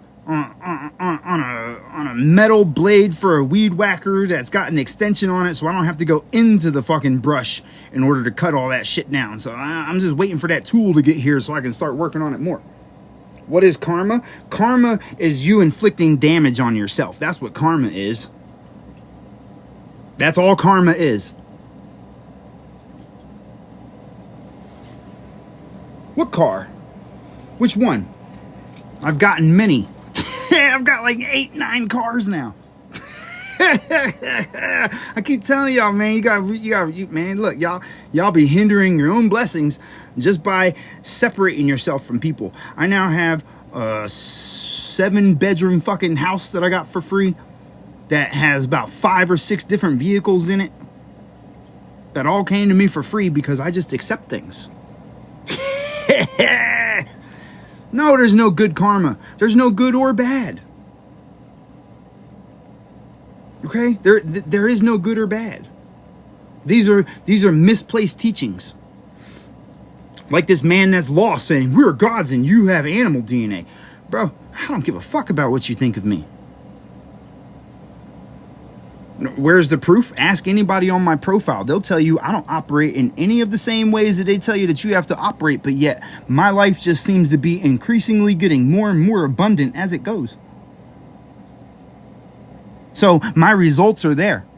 I've gone from one house to having a second house to flip, to having a third house to live in, to having all kinds of free vehicles be brought to me, to having all the material things that I could ever want. I don't want for it because I know that they're meant for me, because I know that it's supposed to come to me, because I know and acknowledge it when it's shown to me, and I just accept it. And I go out and do for others. I don't do for others with the idea that there's going to be a return on it. I do for others because I know that everybody's a part of me. And because of that, that gives me the ability to get things, all kinds of blessings and things, because all of your things that you've ever gotten that are really great that you got from the Creator came from somebody that you didn't know, and it came to you for free. If you haven't experienced it, it's because you've closed yourself off. You've closed your heart off to the rest of the world.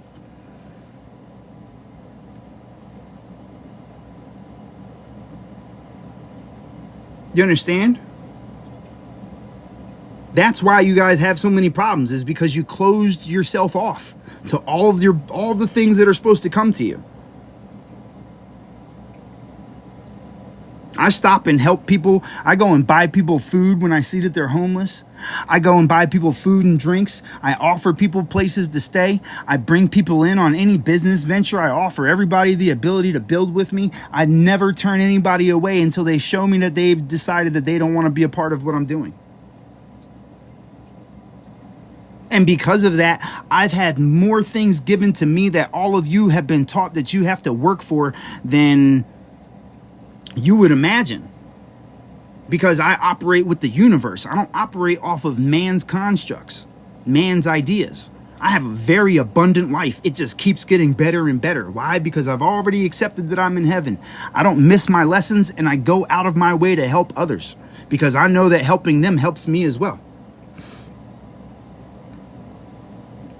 Like, people on my profile have watched me gain these things for years now. Anything I tell somebody that I want, anytime I tell somebody, I'd be like, oh, look, hey, there's a motorcycle coming to me. And he'll be like, what are you talking about? And like within a couple of weeks or something like that, poof, somehow a fucking motorcycle just finds its way to me. Somebody gives it to me. I didn't have to pay for it. I don't have to come out of pocket for shit. You guys got to realize this, right? There's something that y'all forget, right? Remember, if you're from the Creator, right? Everybody else is from the Creator as well. So if you're living in this construct, right? Realize you're living in the physical construct, right? So how is it that you're going to receive your blessings if you think that everybody is below you? You're not, because everybody's really equal with you. And so when you start thinking that you're above others, what you do is you're cutting your ties off to the rest of the universe, because now you're restricting the ability for the universe to talk to you, the ability for the universe to bring you your messages, the ability for the universe to bless you. Haven't you ever noticed, hey, how many people have heard this, right? I want you to think about this, right? How many times have you seen somebody on the internet complaining that strangers do more for them than their friends and family?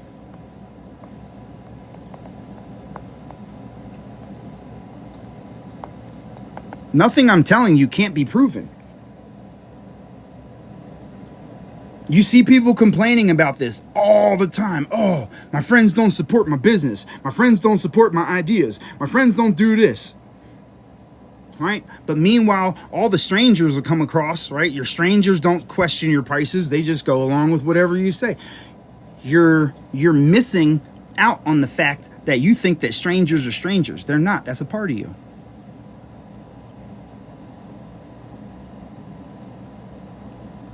Let me ask you something. If you live in this physical, you're living in this physical body right now, right? Right? You're living in this physical body. What can communicate with this physical body? Other people or other entities in the same physical bodies. So if you cut yourself off from everybody else, what you're cutting yourself off from is the Creator, the universe. This is why they teach you division in the first place.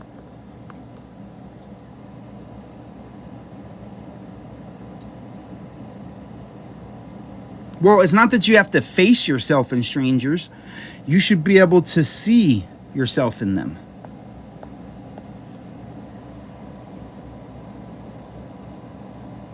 You get me? See, that's why they say that you don't know the Creator if you don't love all of the Creator's creations. Because you can't know yourself.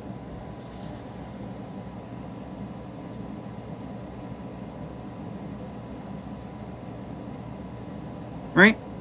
That's why they say that the ones that know the Creator don't and can't do the things that the ones that don't. You get me? See, look at Men and Be God right there. Men and Be God is probably going to live a very miserable life. See, take his example of the things that I'm telling you right now. Right? He's here to be an example.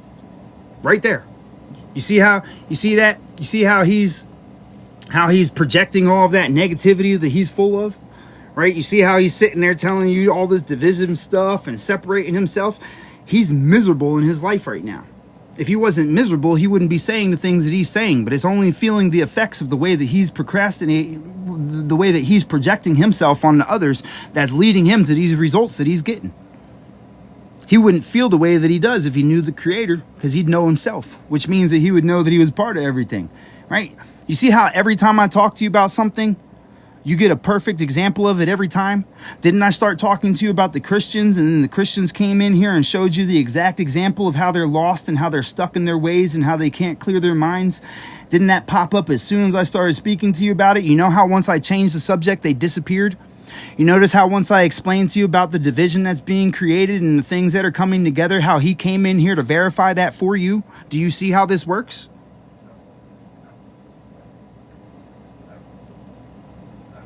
You see, there's many examples all around you. There's proof of everything that I'm saying to you. I don't have to do anything extra to show it to you. The results produce themselves exactly as there's proof of everything that I'm saying to you. I don't have to do anything extra to show it to you. The results produce themselves exactly as I.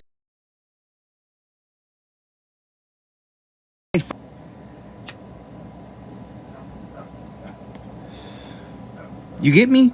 You're watching it. Yeah, exactly. You're sitting here watching it happen in real time. If you feel like you felt this and that you lost it, then you're telling yourself that you lost it because you can't lose it.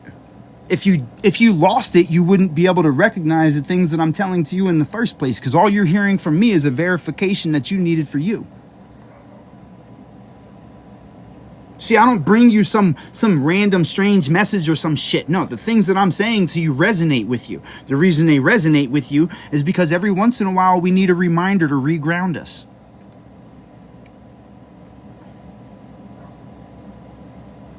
I don't know what you're talking about, Drino. I have no idea what you're talking about. Okay? You see, Men of Be God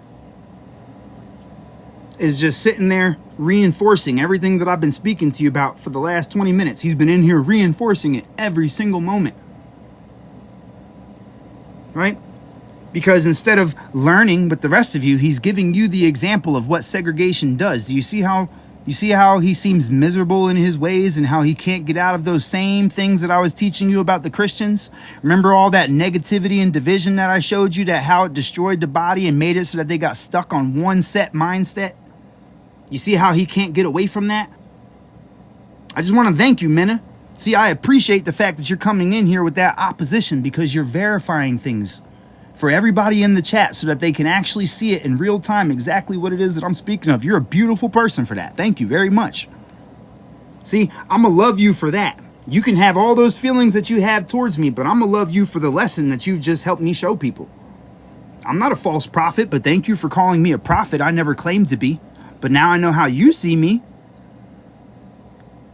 Because, you see, you weren't in here for the part where I explained to everybody that there's nothing special about the things that I'm doing.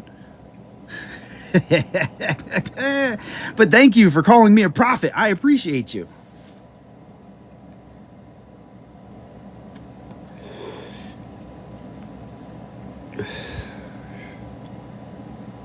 Right?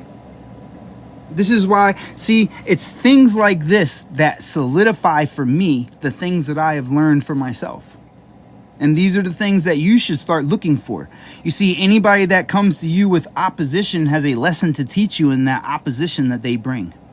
Anybody that brings you some ideology that's damaging has the perfect example of how you would be acting if you thought the same way.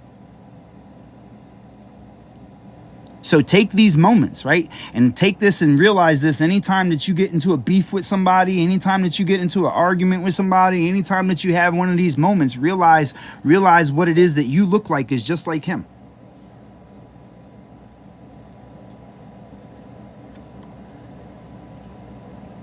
You get me? But in this very same moment,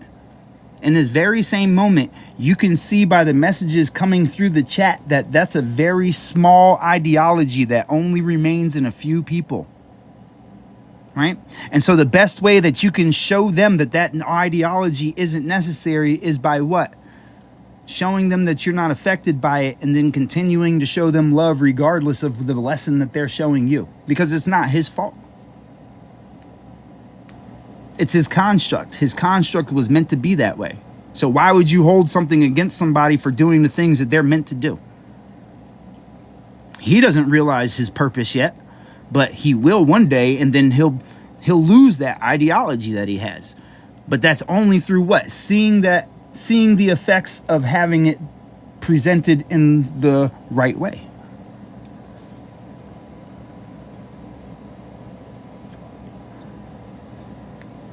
You get me? So I could sit here and be pissed off at him for saying the ridiculous things that he says. I could sit here and get into a full-on debate with him and argue and get angry and be all frustrated and fucked up and fucking lose my mind over this shit. You could do that very easily. Or you can accept them for who they show you to be, learn what it is that they're presenting, look at the conduct that they have and the results of what they present, and then make sure that you don't participate in something like that.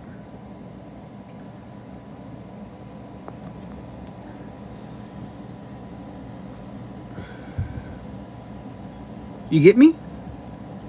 This is what I mean by the things that you've been taught were negative. The things that you were taught were hate are simply lessons of things that you don't want to participate in.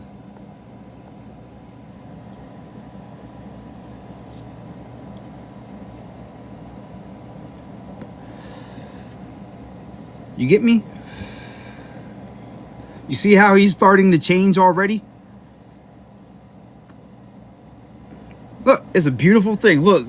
You see how he's starting to change already? You see how he's gone from those destructive messages, and now he's like, this place ain't what y'all think it is. Everything is frequency and vibration. That's the same thing that we've been talking about, hasn't it? You see how quickly it changes by example? You see how easy that was? He knows that I got nothing but love for him. There ain't no point in being negative towards somebody that's being kind to you. It doesn't get you anywhere. Right? Now, because of the fact that I mentioned that, he's going to go back to his opposition because, you know, recognition of progress is scary to people because people don't feel like they can change. You see how quickly? Watch, I guarantee you. Hold on, let me see. Hold on, let me scroll back. Let me scroll. I ain't changed, and I want you to know who is who. See? You see what I mean? You see, it's easy to bring out the good in people as long as you allow them to see that you yourself represent what they are looking for.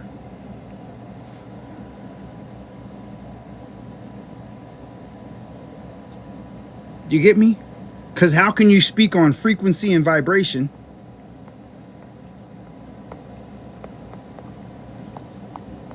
and not recognize these things?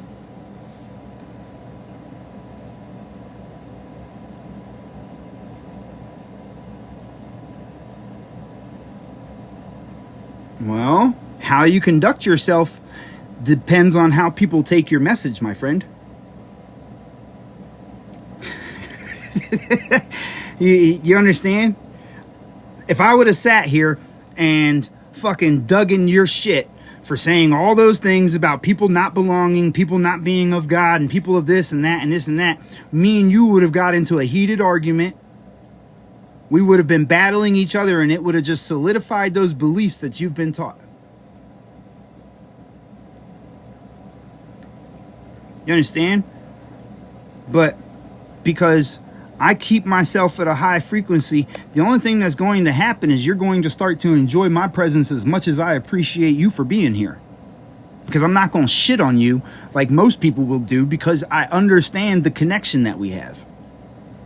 I try my best to not get into arguments with people. There's somebody I could have got into a heated argument with yesterday, right? And I'm not even going to tell you his name because I don't even want y'all to fucking be involved in the nonsense that he creates.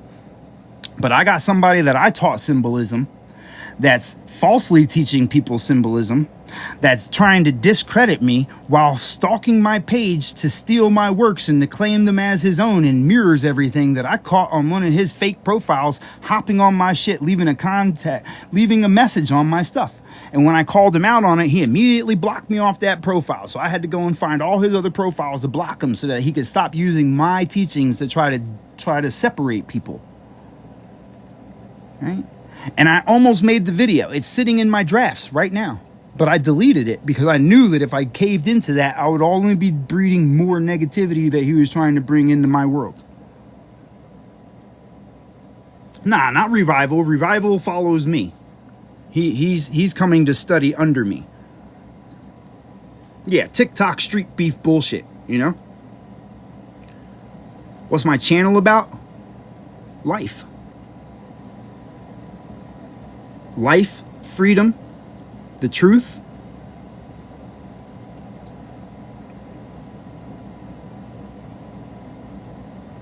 The image about here, well, this is your mind. This is the whole thing that we're talking about right now. Right? You have the blood in the waters. Right? Look. All right, so here's motherfucking Osiris, or whatever y'all want to call him. You know, they got all kinds of names for these things. But Osiris is really what? The O's iris. Right? The vision. Okay? Which goes back to your circle of Willis, the one that receives all of the things from the things that you witness. Okay? Look. You got the 1, 2, 3, 4, 5 chambers of the mind, right? You have your 5 lobes, right?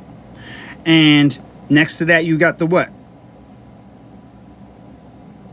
2, 4, 6. And the 2, 4, 6, right? Now, notice how all of them have their hands on their hearts, right? Because what's the 12? The 12 is the disciples, the discs that I pull that follow behind your what? Your heart, right? Because you got 12 thoracic vertebrae that are on either side of the heart, right? Now this is your circle of Willis right here, which sits at the top of the temple, right? This is your brain stem. Okay, now that divides into the 5 houses, which is the 5 lobes of the brain, right? Which is affected by your positive and your negative, which is simply the physical versus the emotional. Okay. Now it goes down to the 3. Notice how there's 3 people sitting here. Don't you hear in religion about your 3 wise men? Notice how the 3 that are sitting here have the same illumination. You get me? Okay. Now from that, right? Now, if you notice, this is the blood that's being affected of here. You see how it's red? You see how that blood is now traveling down your spinal column? Right? With the oils. That's why he's red and gold. Right? It's traveling down to your... Now look, check this out, right? This is your hip bones right here. Right? It goes like this and like this. Okay? That's your hips. That's the base of the spine. Right? And what's next to that? 3, 4, 5, 6, 7, 10, 12, 14, right? Because there's what? There's a negative and a positive, right? That comes from the 7s, right? What are the 7? That's your 7 vertebrae that are right below your head, right? Now look, right at the 7th one, it's called your atlas, right? And below the atlas is your axis, which is how the world is revolving, right?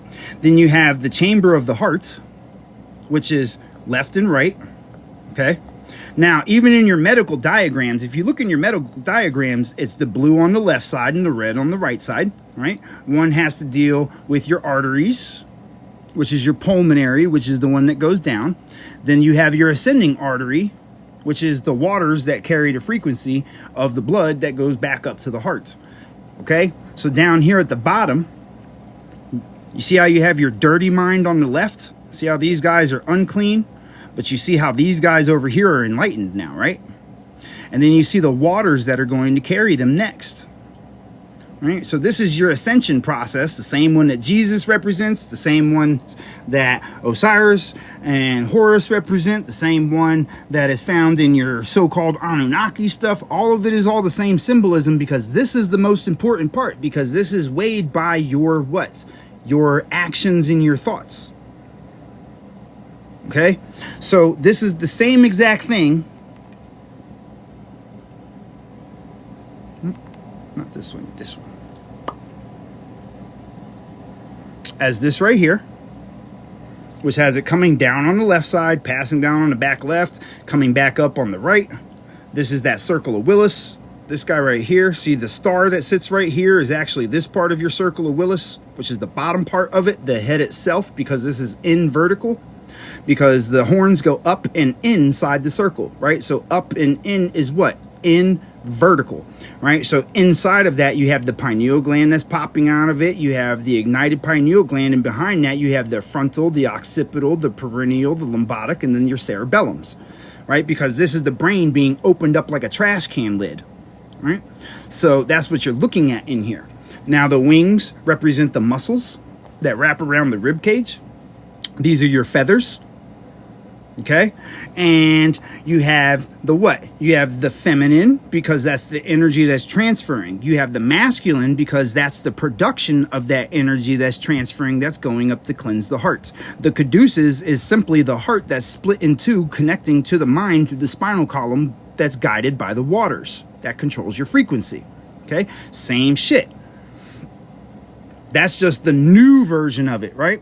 But then we can find that same exact version, right? We can find this right here, right? Notice how in the old school Bibles, they did have pictures. Right? Notice, oh shit, let me zoom this in, right? Notice how, look at the arms. See how your heart goes? See how one arm goes up to the right, and then it's got the three little on the aorta, like the three little crosses that are right here that go up to your, okay? And then if you look on the down left side, right, you got the one arm that goes up, the one that goes down. On the left side, you got the one arm that goes up and the little arm that goes down. All right, that's these two arms right here. Next to each one of those are your cardinals. The cardinals on either side. Boop, boop. Right? Just like this. Look at this version of it. Right? These are all the old symbols that used to be in the Bible before the information got taken from it. Right? And if you had the symbols, a lot of things would make more sense. Now look, when we were just talking about this, right? Remember how it travels blue down on the left side where it's unclean, but it has the wisdom? And then here on the right side, it's all cleaned up and traveling back upwards towards the heart. See how it's the same exact thing of the Buddhist one that I just showed you? The Baphomet statue that I just showed you? Same thing represented here. Same thing being represented here. It's the purity of the heart, right? And so that's your Christian version of it, right? This right here, the story of the sacrifice of the son to the bull, the bi-bull, right? That's your male and female reproductive organs coming together, right? Which is the ox, which is your alpha and your omega, because alpha and omega comes from the letter A. See, that's your aleph, your ox. Okay, all of these things are the same things because it's the same information. It's just been perverted over the time, right? Notice, look, this, right? Your alpha is your A, which is the ox's head that's upside down. Okay, that's the face of the ox. Those are the horns, right? Your omega is your lowercase a. Which is the female version of the ox, because it's the one that receives versus the one that gives. It's the physical versus the energy change, okay? The wisdom versus the knowledge, okay? Masculine is the knowledge, or the owl on the edge, because, you know, the owl represents wisdom, right? So the knowledge is the knights that took over the Owl Edge. Okay, now, so that's why in the Bible, if you look in the book of Soul of Man, right, the soul of man, it tells you that wisdom was with thee in the beginning, and only she knows thy works, because wisdom is the transference of knowledge. So the growth of the thought is, in fact, feminine, because feminine requires the shaping of the knowledge, right, which produces your physical. It's an interlocking cycle. You can't have one without the other. Whatever you believe in is what your reality reflects.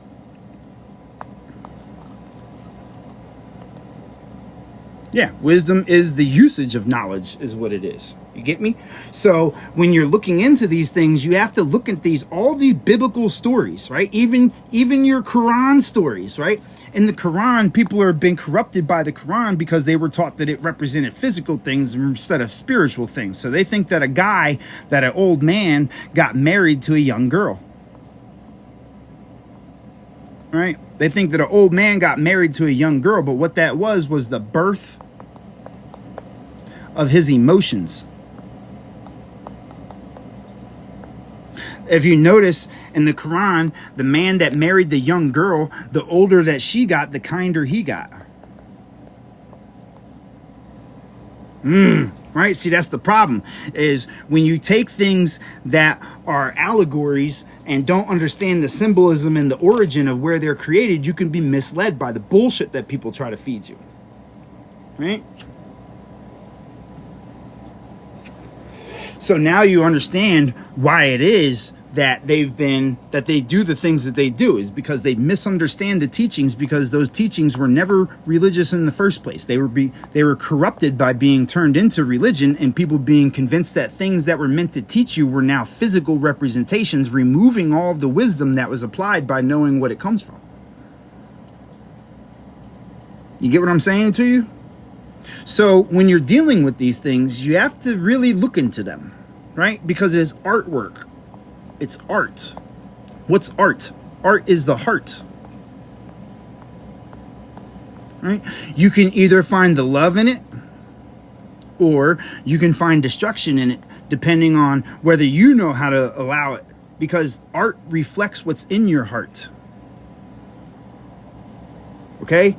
That's why people that come from religion and things like that, oh, these are demons, and these are fucking gods, and these are fucking evil, and this is that, and this is that. All they're doing is showing you who they are. They're not showing you what you're seeing. They're showing you their conduct, because that's what these are meant to bring out. That's why you have these works, is to bring out what people really contain in them by what they show you they come up with when they see them. You get me? That's why I love bringing them out so much. That's why I love my symbolism so much, because symbolism tells you more about the person that you're involved with than it tells you about anything. Because you can see anything. You could take a picture, like, all right, right, for instance, right? They'll tell you that this is a pagan, right? This is a pagan and a demon, Amun, right? But if you notice, your body is that creates all of your cognitive thoughts is named Amun's horn. The horns of Amun are within you. Right? So is this really something demonic, or is it something that creates thoughts? What happens when the thoughts come out of this? Doesn't that create light? Right? When you produce a thought, doesn't that create light in your head? Right? Isn't everything that's in your head tied to the four Amen? All of your vertebral stuff, all of your information travels through the four Amen. That goes down your spinal column, your vertebral foramens. Inside your vertebral is your neural foramen, which is your nerve root, the thing that creates your reactions to shit.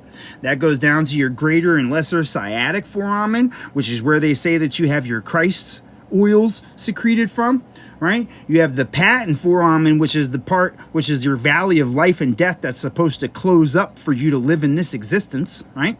And then you have your foramen of Winslow, which are the things that affect the way that your fucking your body produces the reactions to things. So you know, when you're looking at it, yeah, they can tell you that it's paganism if they don't understand the symbolism, but you see that Amun always carries that energy above them. Hey, what up, Nima? Well, you know, I really don't worry about what paganism means, because the people that claim that things are paganism expect it to mean sun worship, but the only sun that's being shown here is the one that's created when you think.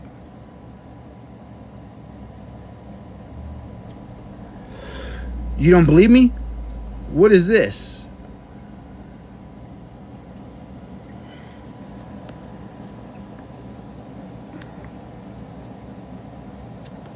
Do you see it? This is Amun's horn, which is part of your hypothalamus, which is where your cognitive abilities come from.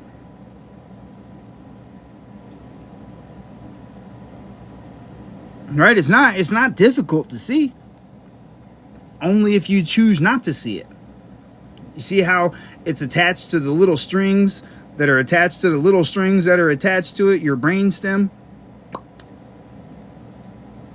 Right? And this is the thing that creates all of your thoughts. That's why it holds that energy above it. It's creating a thought.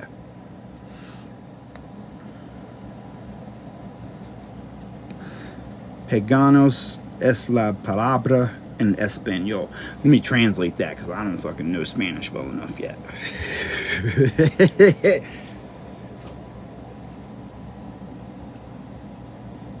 Okay? So here's your alien. They ever tell you about aliens and shit? This is the head of the alien. All right?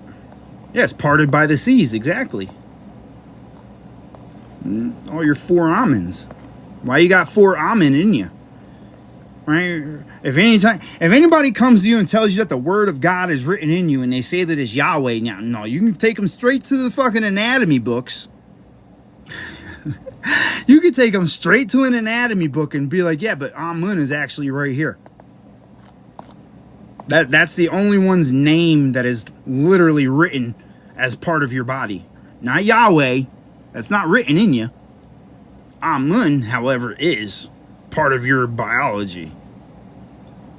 Well, yeah, okay, you say he's a bloodthirsty dragon, but you don't know what the dragon is.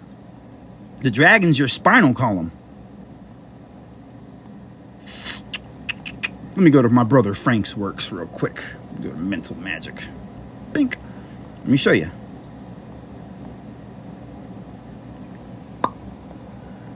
You see? The dragon is your spinal column. You can see that through this work, and you can also see that through your boy Set, right? Because Set is the head of the dragon. That's the face of the dragon that's within you. That's the top of your spinal column that connects to your brain, right? That's also Set.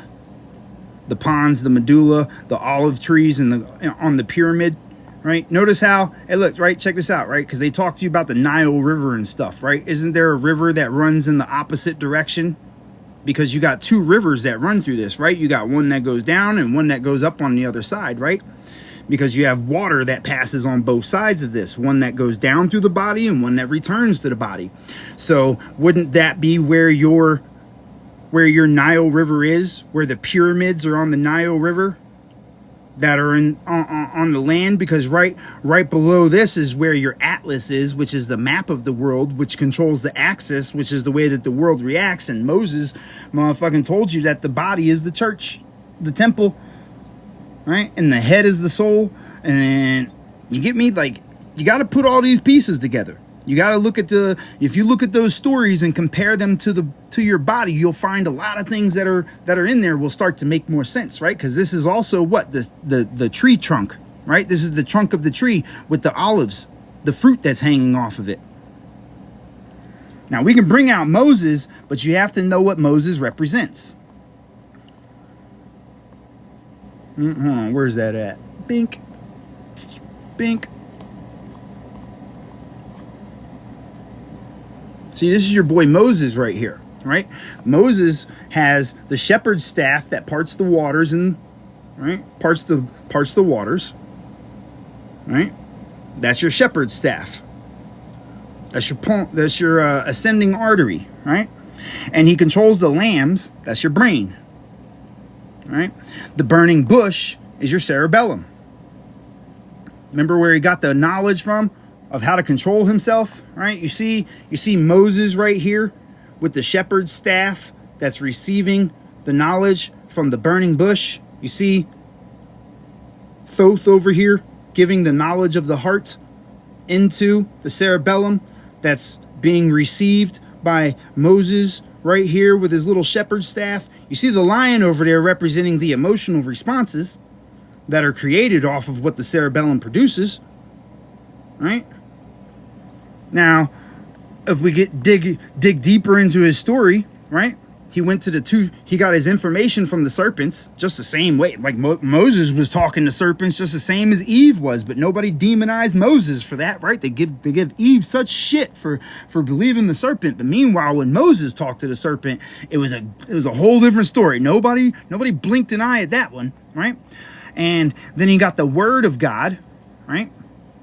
Which came on the tablets, which is your lungs, because that's where your words come from. Right? And then he performed the process of osmosis, which is the transferring of the ones that are grouped up on one side and splitting them onto the other side to make conduction proper for your body. Right? Wouldn't that be osmosis? Isn't that the same story of Moses that you get? Right? And that came from what? Didn't Moses have horns on him? Hey, look. Didn't they tell you that Moses had horns? Aren't those the horns? This is my book. This is my things that I created for me to explain these things to people on TikTok and on social media and stuff. These are all the things that I put together. Right?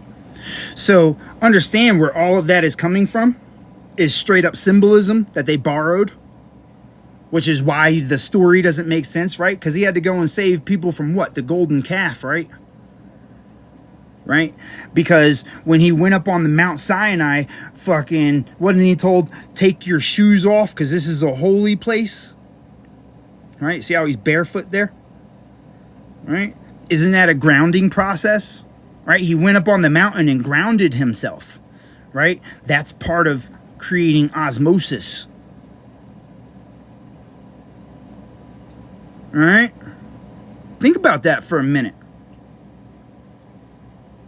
Everything about this story is a process that transfers energy in your body so that you're able to actually fully utilize your brain.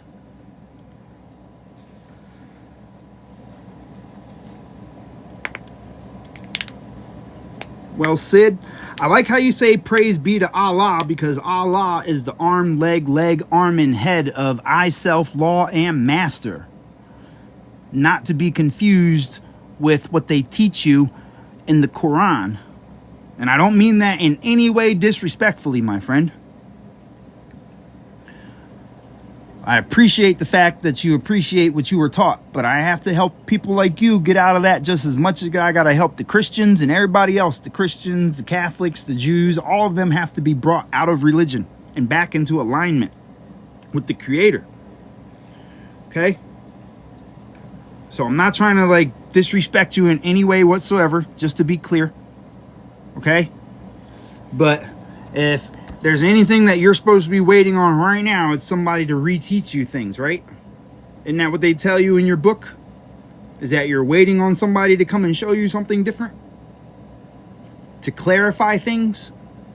Right? This is the work of the Creator. I'm not that person. You're that person. You're supposed to see this for yourself. Okay? So, when you're dealing with Moses, right? You're dealing with your cleansing process. Moses is the process of separating through the permeation, right? The movement of water molecules from one membrane from a high concentration to another.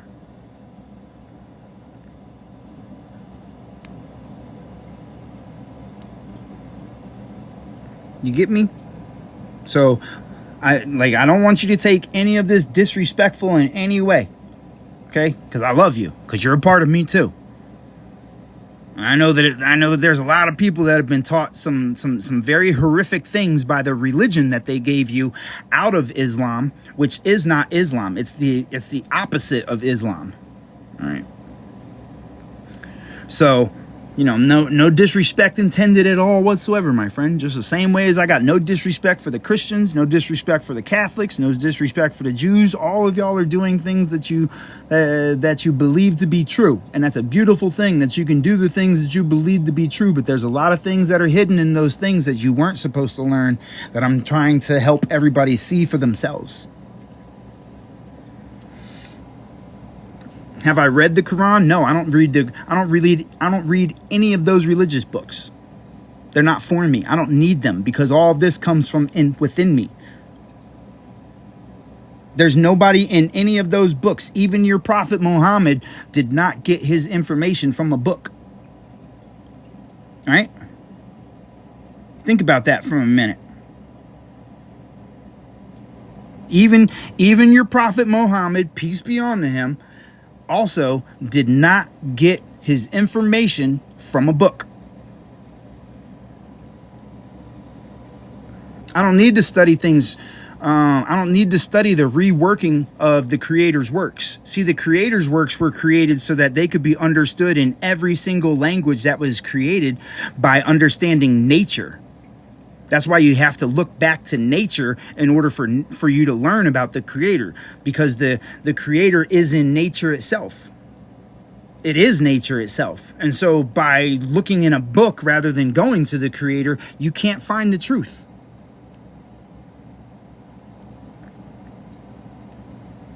It's impossible, because that's somebody's interpretation.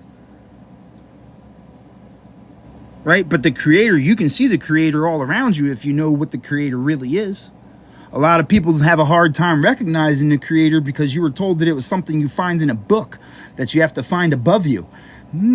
How is it just above you if the Creator's a part of everything that it creates? That's why it says you have to love all of the Creator's creations in order to know the Creator.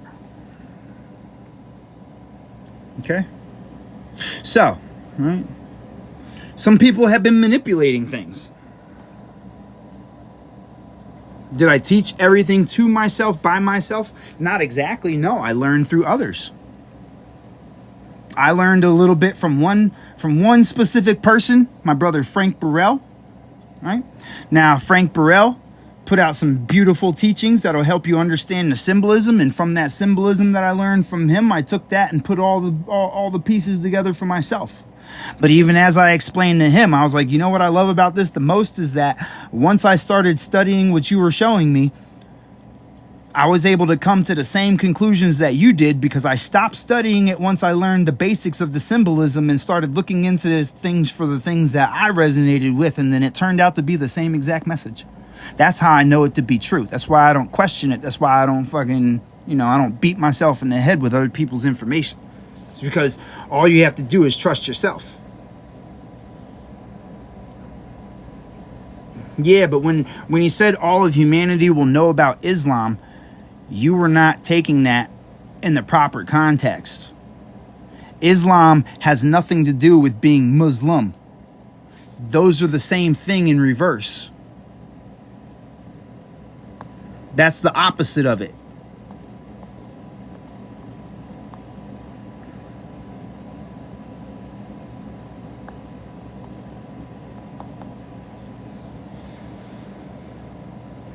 See, you've had the alpha added in there. The aleph. You've had that beta put in there. See how it's the same thing in reverse but altered? The only thing that's different is the U and the A, but the U and A are also interchangeable in the old languages.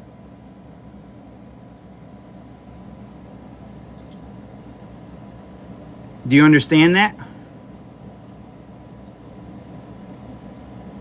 U and A are interchangeable. So it's the same thing. only you're getting the reverse effects. You see, you went from I, self, law, am, master to Muslim, which literally, by definition, I've already shown it earlier today, but you went from I, self, law, and master to the servant. You see, you've gotten the reverse of what you're supposed to be doing. See, Islam, I, self, law, am, master. Whereas Muslim means servant. In my belief,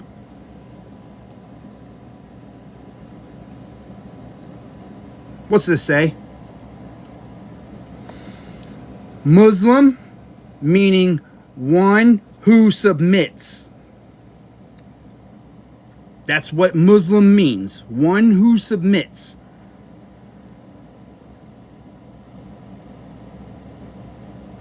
They like to add in to the will of God. They like to throw that on there, but that's not what it means. Yes, it does mean that. That's literally the definition. You can't argue with that. Submit, surrender is the same thing. No. They said to the will of God. That's not what that word means. Muslim only means to submit. You can't just add on stuff to make it correlate with the things that you're in. See, that's what's wrong with a lot of people, is because you guys like to believe that added on bullshit. Okay? Because Allah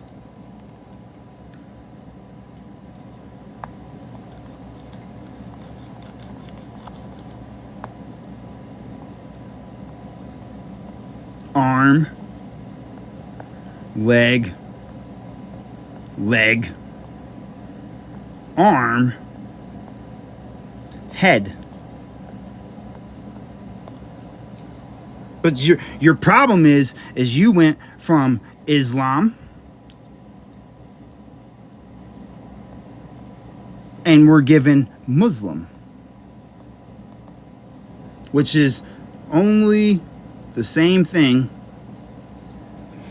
in reverse.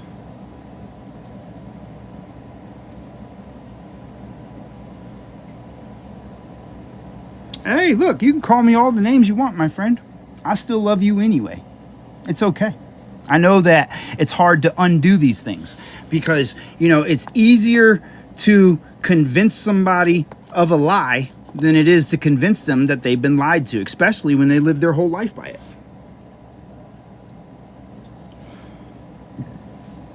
That's Roman philosophy. They're the ones that gave you that in the first place. As a matter of fact, your whole Muslim belief didn't become a real thing until the 1900s, and that was due to being taught to a bunch of stolen children that were shipped over to that nation by the Ottoman Empire that was under the ruling of the Pope that they created.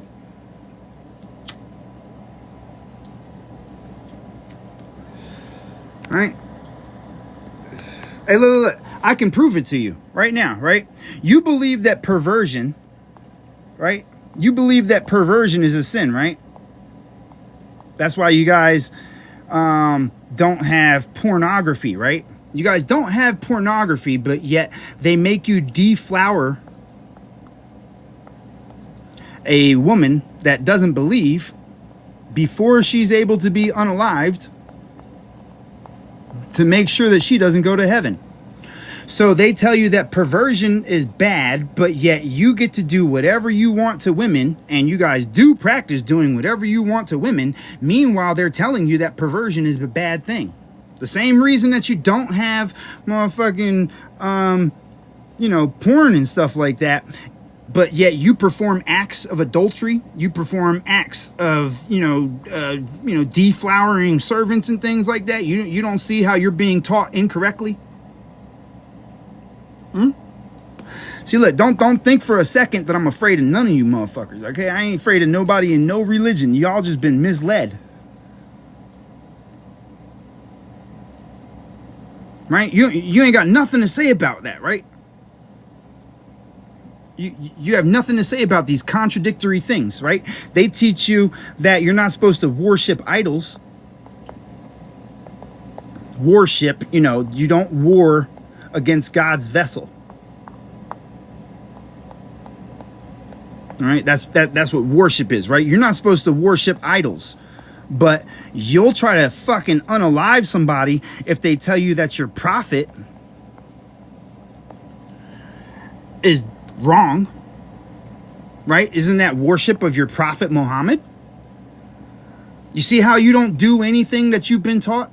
You see how you do the exact opposite of the things that you think that you practice?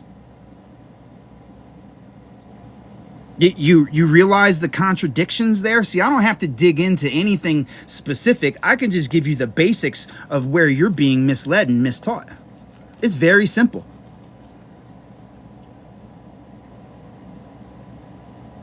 Isn't that exactly the opposite of what you're doing? You'll go and try to you'll go and take somebody's life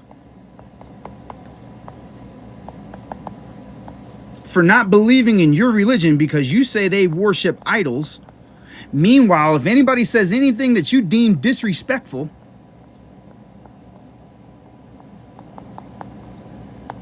of your prophet, you'll turn around and you'll fucking behead them. Right? Ain't you supposed to be waiting on a prophet right now to clarify things for you?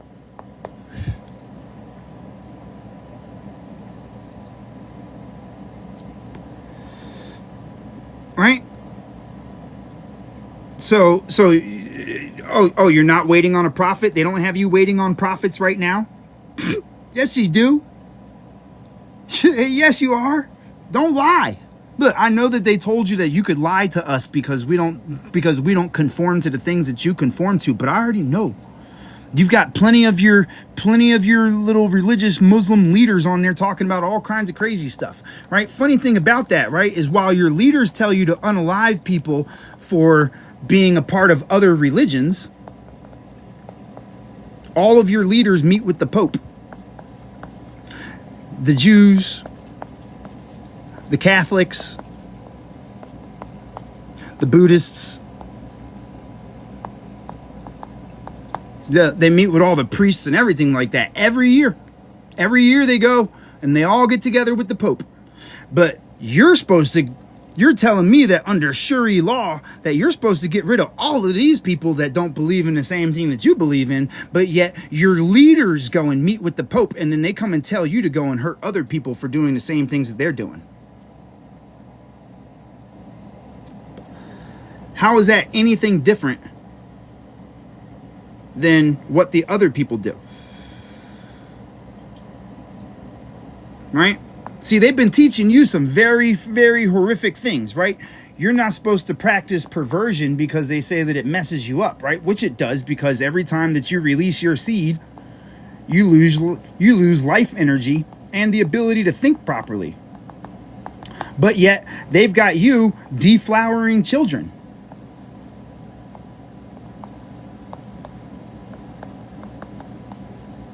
Because of the fact that you don't realize that that little girl that got married represented the feminine,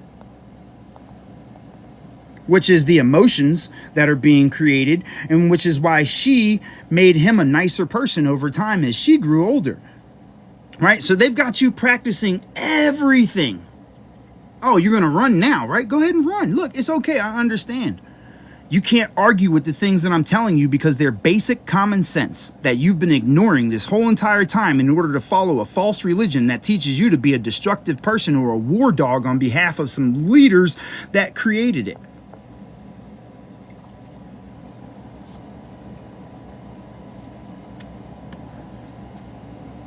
You understand? You're no different than the Christians that believe in Jesus but sit there and separate themselves from everybody. You're no different than the Catholics that believe in Mary that separate themselves from everybody. You're no different than the Jews that believe in the Creator that separate for yourself. It's no different. It's the same thing in every single last one of these things. It's the same exact teachings. All of it the reversal. All of it the wrong parts. All of it the things that you're not supposed to be doing are the very things that they're teaching you to do.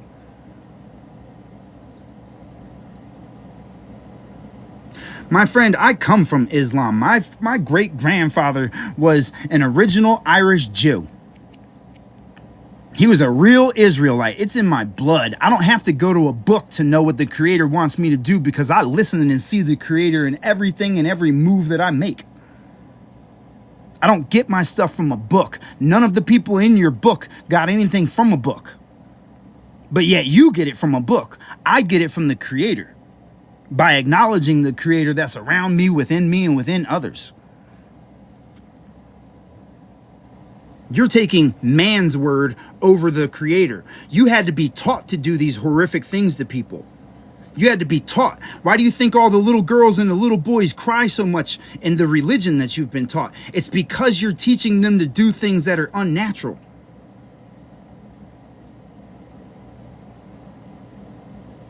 Flat out. Y'all teach in your book, they teach you that women are no more special than cattle, livestock. Same way as the Jews were taught that everybody's goyim.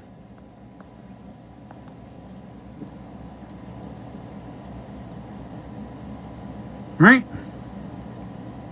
Everything that you're doing, hurts your heart every time that you do it. But look, for a place that told you that pornography is evil, you do those things with the idea of getting 7 virgins as a reward. You're a pervert.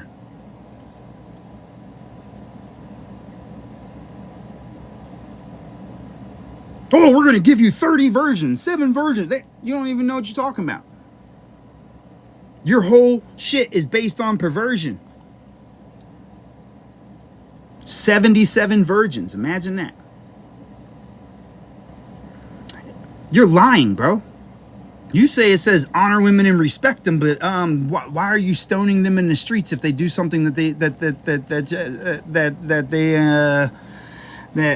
you don't want them to do? Why is it that they can't speak up? Why is it that they have to be directly ordered by you? Why is it that y'all can stop them from going to school and learning education and things like that? How is that treating them with respect?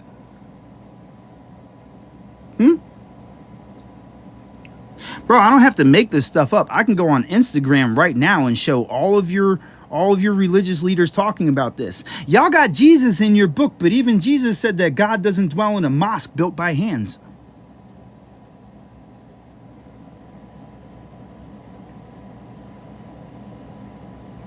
Yeah, no, you're absolutely correct. This has nothing to do with Islam whatsoever. This has nothing. Everything I'm saying has nothing to do with Islam. Because you're getting the reversal.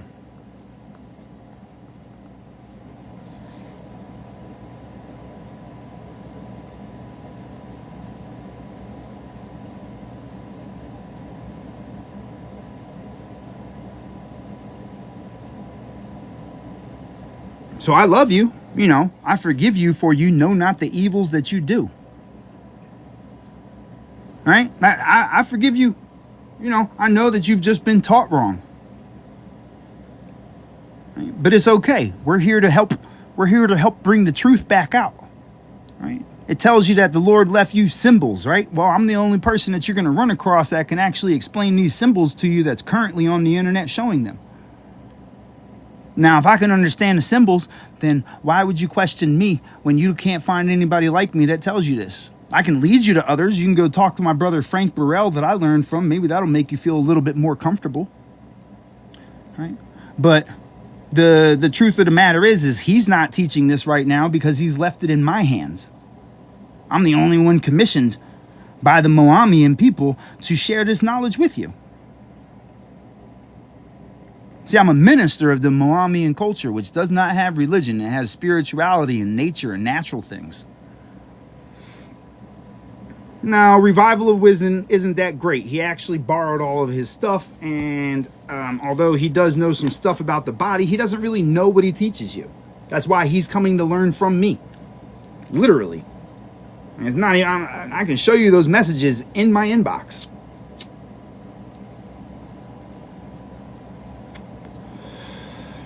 The Kybalion. The Kybalion is simply the beginning to understanding Islam.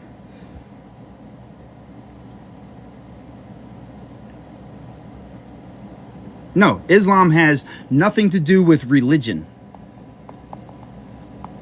Islam is spirituality because it's I, self, law, am, master. That's what Islam is. See, that's why you have a problem, because you got a fake teaching of Islam from Muslim. If Islam is I, self, law, and master, then why are you following a Muslim tradition, which literally means to be a servant? You can't be the servant and the master at the same time.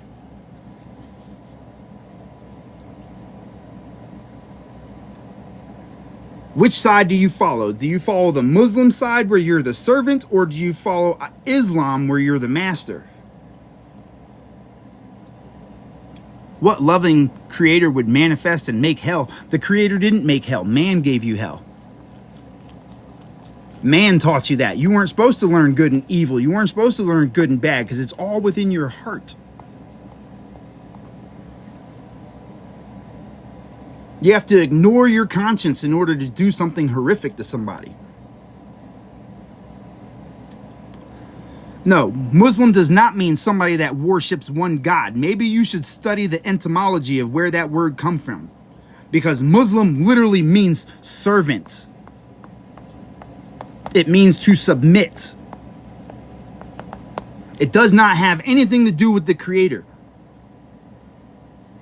People add that in. People add that part, but that's not what it means.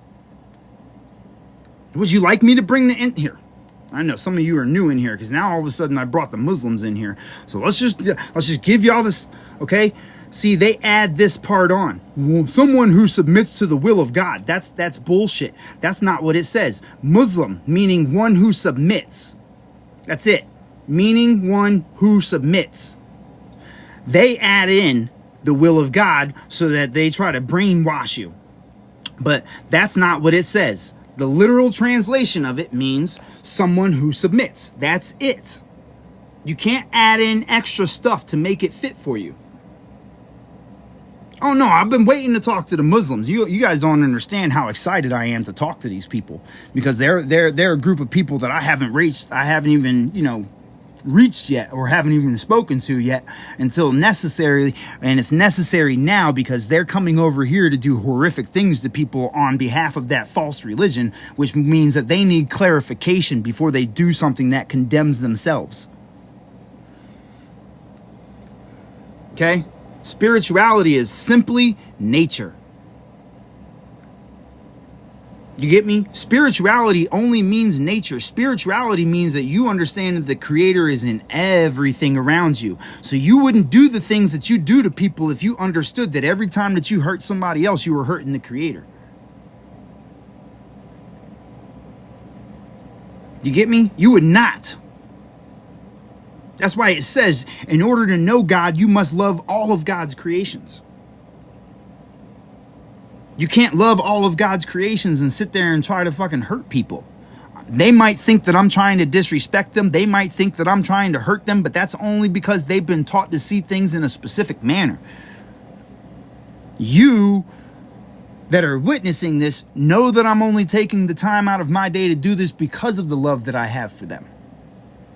Because I don't want to see them doing the things that they've been taught to do. Because I don't want to see them harming themselves by the actions that they've been taught are okay for them to take.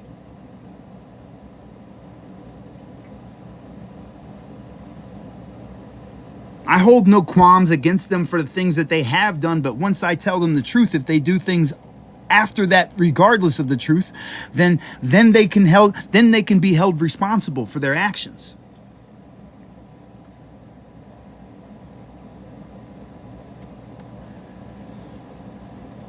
You understand?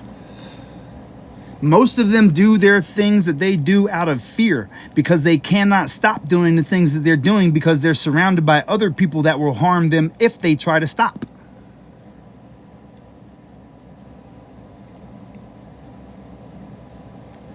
I think the next step to bringing everybody together is, further bringing out the truth. That's the only thing. The truth will set you free. They've told you that your whole life.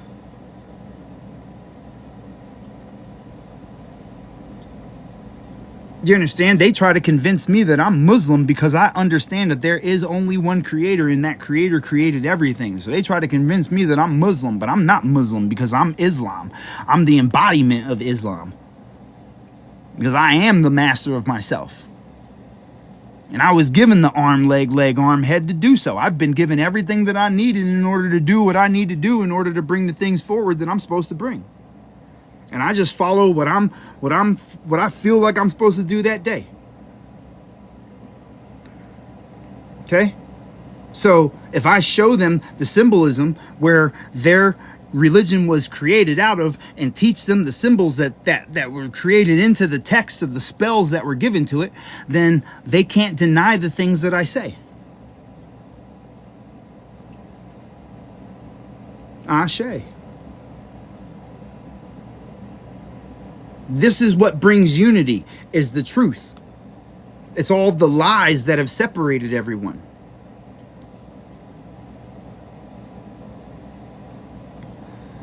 Can you buy my book? Which book? Which book would you like? Would you like the one that retrains you how to think? Or would you like the one that explains the symbolism? I've got, there's different things, right? There's the one that breaks down how everything is love and reminds you and teaches you so that you can grasp that idea solidly and understand who you are, right? And then there's my symbolism courses that I put together that you can go after you get the courses. You can take these and print these all out for yourself and then turn around and get you a notebook and take notes off of the hundreds of lives that I've created that explain and break down each one of these pages. Right? There's different ways that you can go about this. Well, I think about the flat earth theory. Well, the earth can't be flat and it can't be round either. Because you're talking about magnetism. Everything is magnetism and vibration. How can you believe that the earth is round or flat? That doesn't equal up with the exchange of energy. Right? Think about it for a minute. Right? They got two theories right now floating around. Both of them are false. They ignore reality, right? They tell you that this is the earth, right? This flat thing. Hold on, let me just matter of fact, we'll do that. Give me a bright color. Boop. All right. So they tell you that this is supposed to be the earth, and they also tell you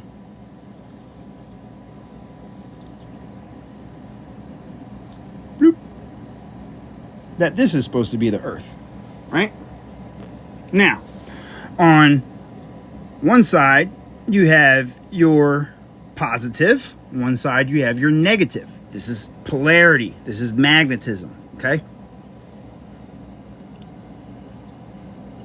Bink, right?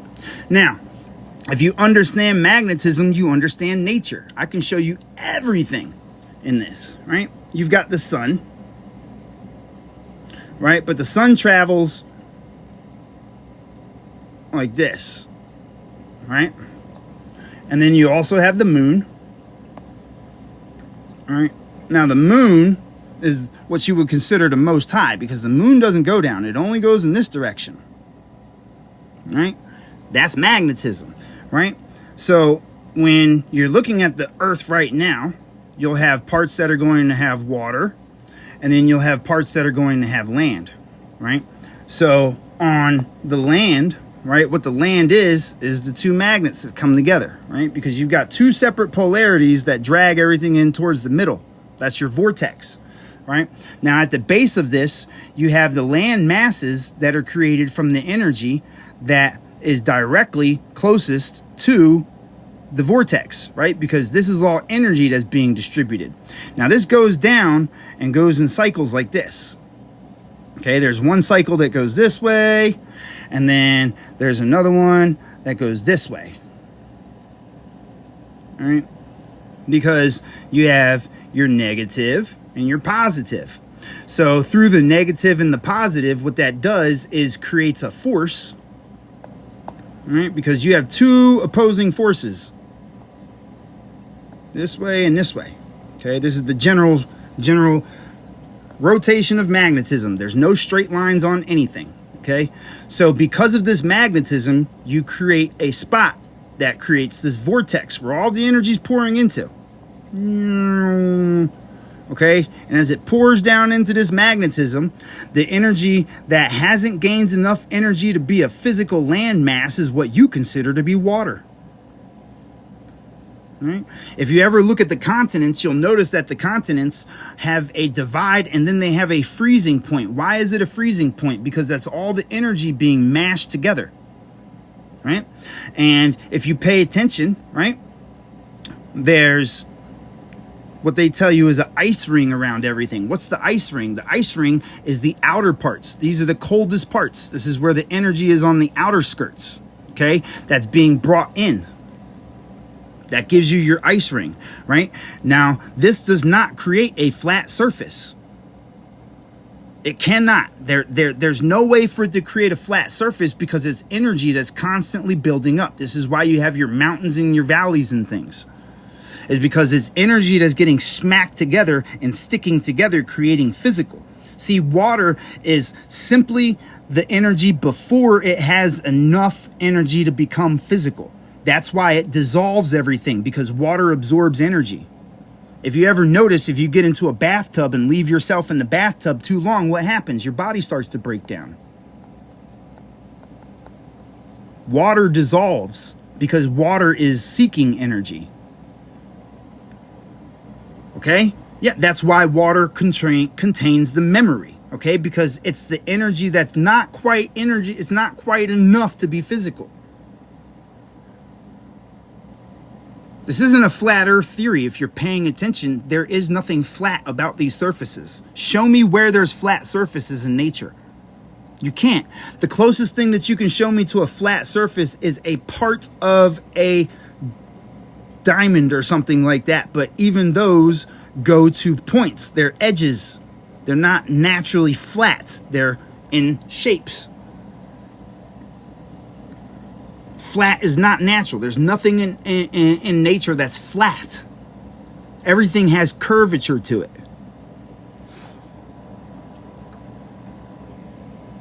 You understand what I'm saying to you?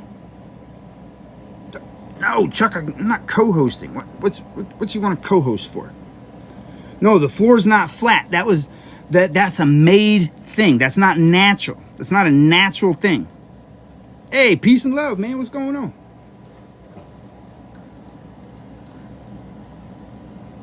So, when you're looking at the creation of the earth, you have your two opposing forces, right, that work in sync with each other, that create, that's why there's that dome over everything, because that's where the energy's coming in from. That's where it's the least, but it's the most at the same time, because outside of this is just raw energy. Raw energy is what creates that dome over top of everything, because it's falling into the cycle of the magnetism.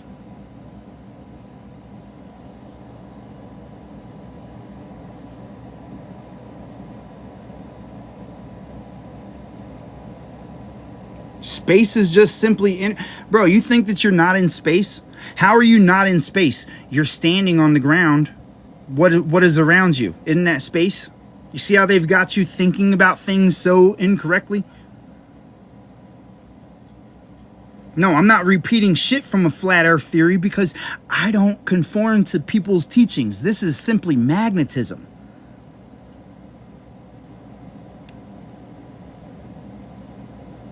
No, NASA means deceptive or deception or something like that. I don't remember the exact meaning of that word, but no, it's not true.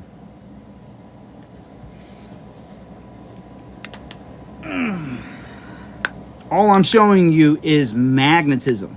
And in this same magnetism, all right, in this same exact magnetism, I can teach you everything about you. Look, let me show you what I mean. I need a color that's not on there. I guess dark blue will work, right? Look, this is how your nose forms, right? Your eyes form in this, right? Your sun and your moon, your eyes, right? This creates, see, if you follow the shape of the magnetism, you start to get everything that you are, right? Doesn't your head have a soft spot at the top of it that had to form in last from the energy that was passing in through it? Isn't this where you're getting all of your system from in the first place? Everything follows this. It's in everything in nature. Your fruit as well, all of that shit is this. It's all about the magnetism. That's what makes everything exist. Look, you have the vortexes that go this way, right? Okay, you have a vortex that's going this way, right? Now, if you look at it, if we go one more layer, bloop, bloop, bloop, bloop. Aren't your fruits shaped this way? Isn't that your apple? I know it looks a little hard to see like this, but realize that that's how your apples are shaped, because that's the imprint of, that's why the curve of the apple goes inward and has the upward parts. It's all the same magnetism. You can do this with every single thing in nature. There's nothing in nature that's outside of magnetism. That's the source of all nature. It's the thought that brings it together. So you can't, well, guess what, True Land? I give a fuck less, okay? All that means is that I'm correct according to them too. Okay, the difference is I didn't study their stuff. That's the difference. I didn't study their stuff. I'm just showing you what's natural.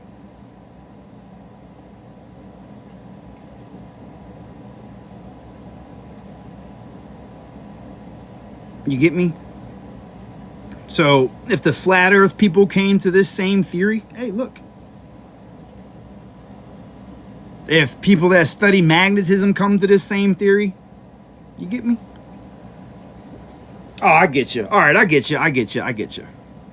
Where is Mars and Jupiter and all that shit? Bro, those are energy points. Those are your seven energy points, bro. Look, all right? Yeah, think about it like this, right?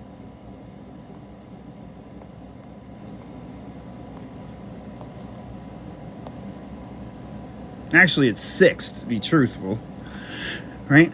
So all those energies, that's why they have those different colors for the planets. They're full of shit with this planet shit. Those are just different forces of energy that are being pulled in, right? Those are variations of speed of light. They're not physical.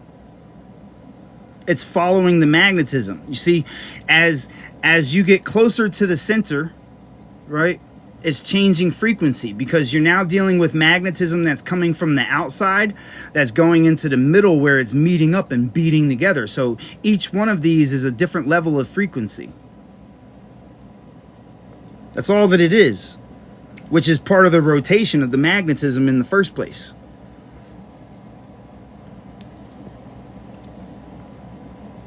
So you know it all plays together. Yeah. In this, you have your arm, leg, arm, head. The stars are simply the entry points. That's why they stay in one space and rotate in the same thing around in a circle. That's literally, this explains your stars. Right? Why do you think they're stationary? Yeah, frequency is everything. That's all that this is a vibration. It's a creation. It's the thoughts of the creator.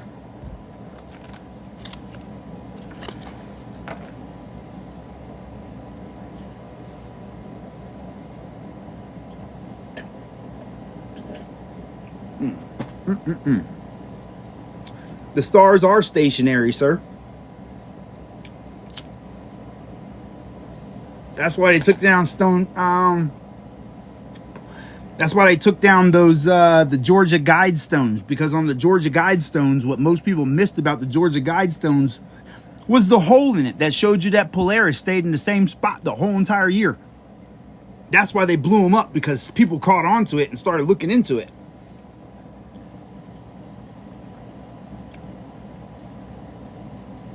All the stars rotate with the dome, because the dome is always rotating.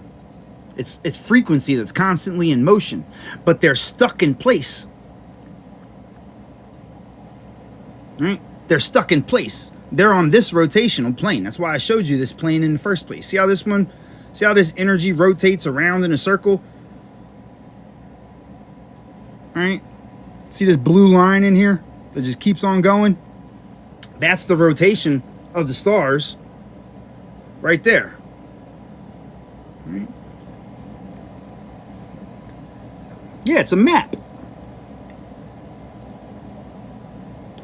Why do you think all the ancient civilizations based everything off of the stars?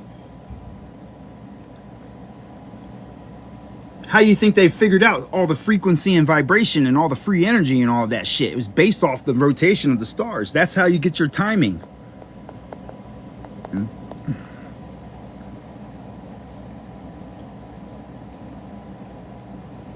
The world is constantly growing. Why do you think they've got new islands that are popping up out of the water right now? Because it's all getting pushed up from underneath. Because that's the energy that's dumping down in the bottom of this rotation that's being pushed back up. This is how your land gets created in the first place. You can call it tectonic plates if you want to, but the fact is that those tectonic plates don't move by themselves. Right? They want to give you all these other things to focus on. But what's moving those tectonic plates? Don't they tell you that it's hot at the core? Why would it be hot? Isn't that what happens when you mash a bunch of energy together? Doesn't it start to heat up?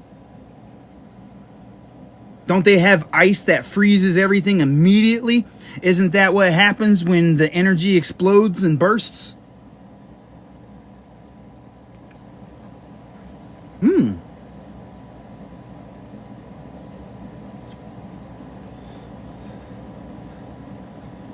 Right? Think about that for a minute. When energy moves slower, it gets cold.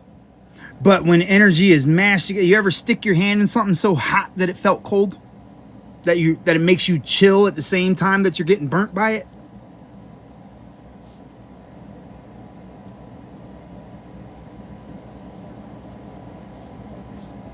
Think about that for a minute. Where's your third eye located? Right here.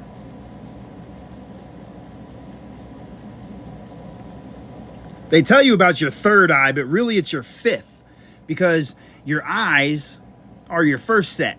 Then your olfactory bulbs are the second set. You got 5 eyes.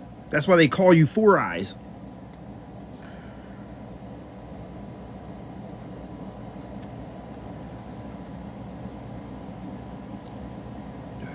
Right? Think about that for a minute. Where does the pineal gland sit at? Right at that point. Right at the back of that point where that soft spot used to be.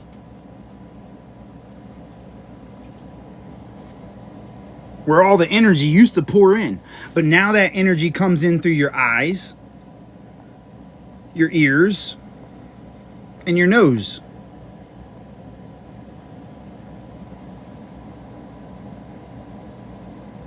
Right? And you release it through what? Your mouth.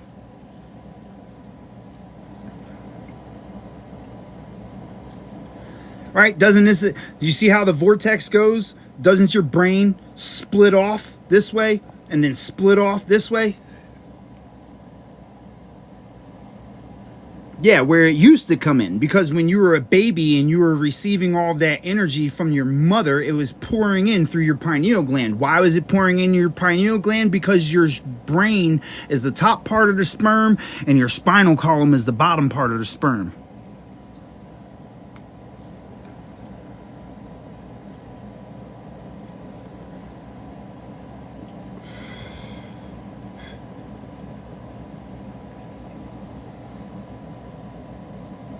You get me? The magnetism explains literally everything perfectly. The same way that the bottom of the earth is where the energy pushes out from, is the same way that it comes out of your mouth.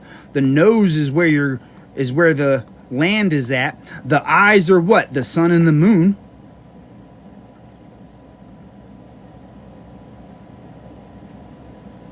Right? No, you don't see through your eyes. That's the most basic. The most basic thing is your eyes. Don't you feel the energy of other people when you get around them? Doesn't that perfectly explain volcanoes, Jay? Welling up of massive amounts of energy that hasn't been expelled yet, that bursts out of the seams. Doesn't that create new land as well? Yeah, pimples. They burst out of the seams. Doesn't that create new land as well? Yeah, pimples. Exactly. Hey, you nailed that one, bae. Your pimples, bro. It's the same thing. Why do you think people that don't have control over their emotions, right? Don't the most emotional people tend to have the most pimples? The worst acne breakouts and things like that? Aren't they extremely overly emotional, very sensitive people? All right, think about that for a minute. Most of the people that you see break out in massive amounts of pimples and shit were extremely emotional people.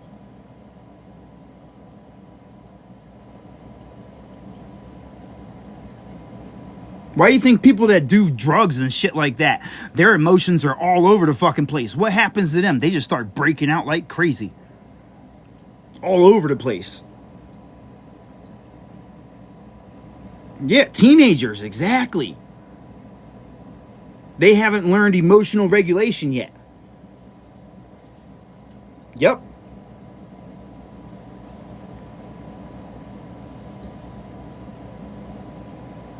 You get me? All of these, every single thing that you exist in breaks down the frequency and vibration. There's no denying it. There's no getting away from it. And if you don't understand the nature of that, then you're going to be in trouble. Because you're always going to be looking at things from a physical aspect. You get more of a feeling before you get a visual. Right? If you're around somebody that you deem to be somebody that's like dark and negative and stuff, don't you feel that before you? Don't you feel the shift when they walk in the room, and then you see them physically, so that you pinpoint where it comes from? But you're automatically drawn to it, so that because your body recognizes it. But you think that your ears and your eyes are the things that really witness.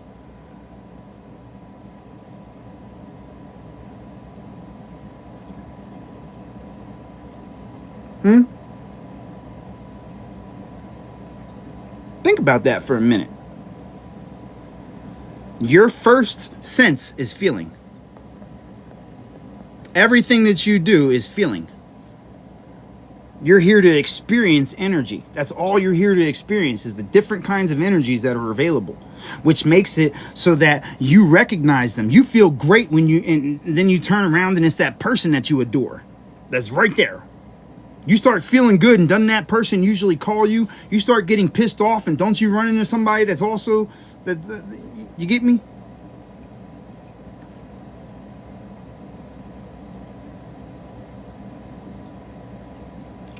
There's nothing outside of this. Literally.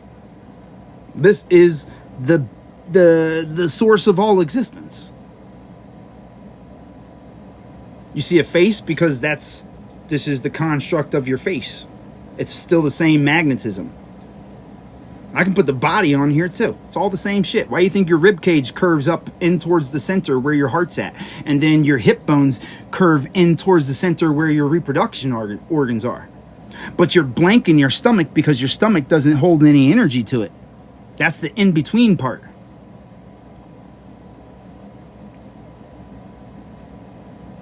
You get me?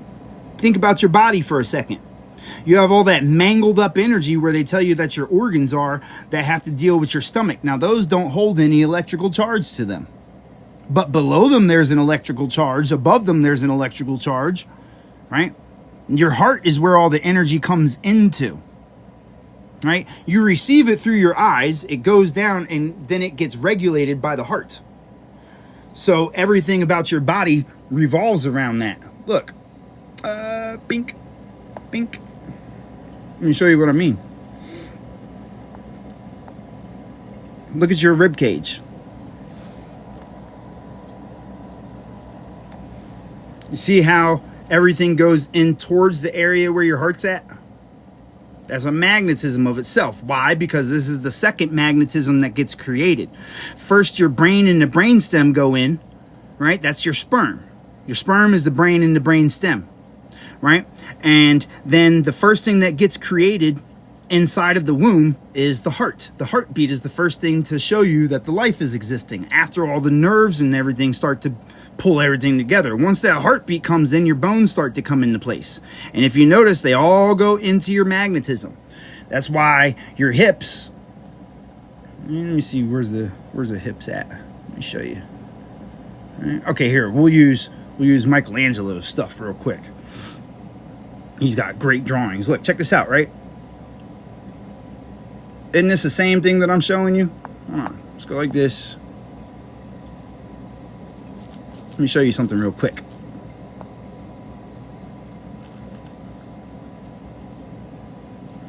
Now let's lighten this up a little bit. All right, grab that. You can put this right on here. Bink, just like this. Isn't that the same exact thing I showed you how the earth is put together?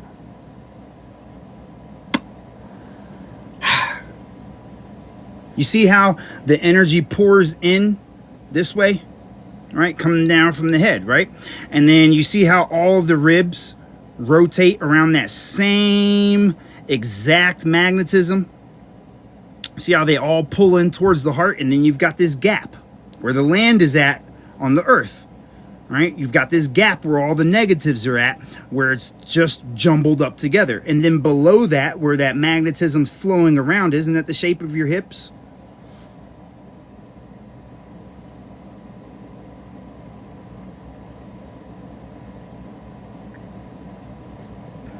Yeah, where the change happens, exactly.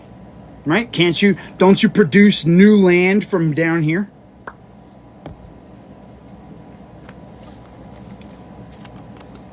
It's not as complex as people think if you just break it down to the regular science of things.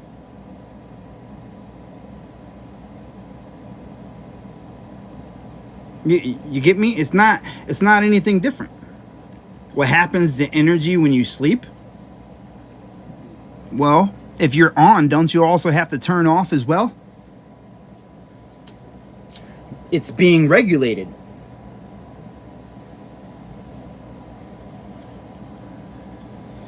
Right? Why do you think that people that are staying up for days and days and days on end, them motherfuckers just seem to go crazy? Why? Because they're not giving time for their body to regulate their energies. Okay? Tuana, look, if you imply that I'm on shrooms or some dumb shit like that one more time, or that I'm on drugs or something like that, I'll just block you. If that's what your goal is, I have no problem. Just say you want to be blocked.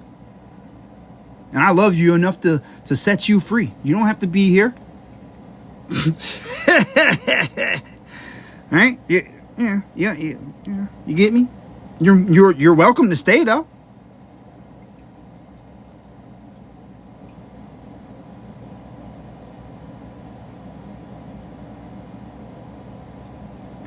What is this? This is just magnetism. This is just nature. That's all it is.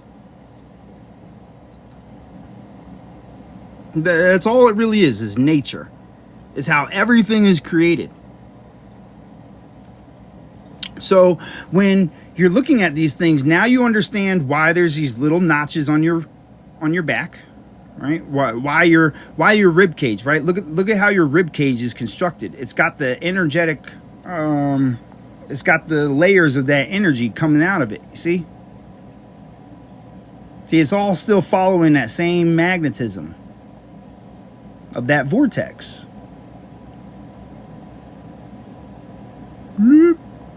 That's why it gets smaller up here, because your heart is what's at the center of that.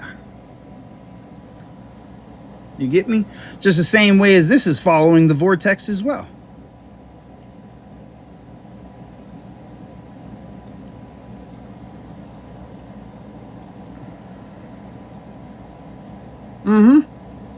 Yeah, just like Jacob's ladder. Exactly. Emotions and how to regulate them? Sure. Bloop.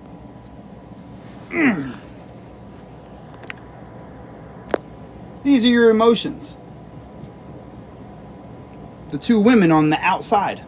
Okay? Because your emotions come from external forces. Right? It's the ways that you think about things. Right? That's why they produce their own thoughts. Okay? Now those thoughts get determined and weighed on your scales. Right? But your emotions aren't yours. As I showed you, energy comes from external places. So your emotions get dictated by the way that you view them. That's why it's behind you. Okay, this is you. This is your voice. Okay?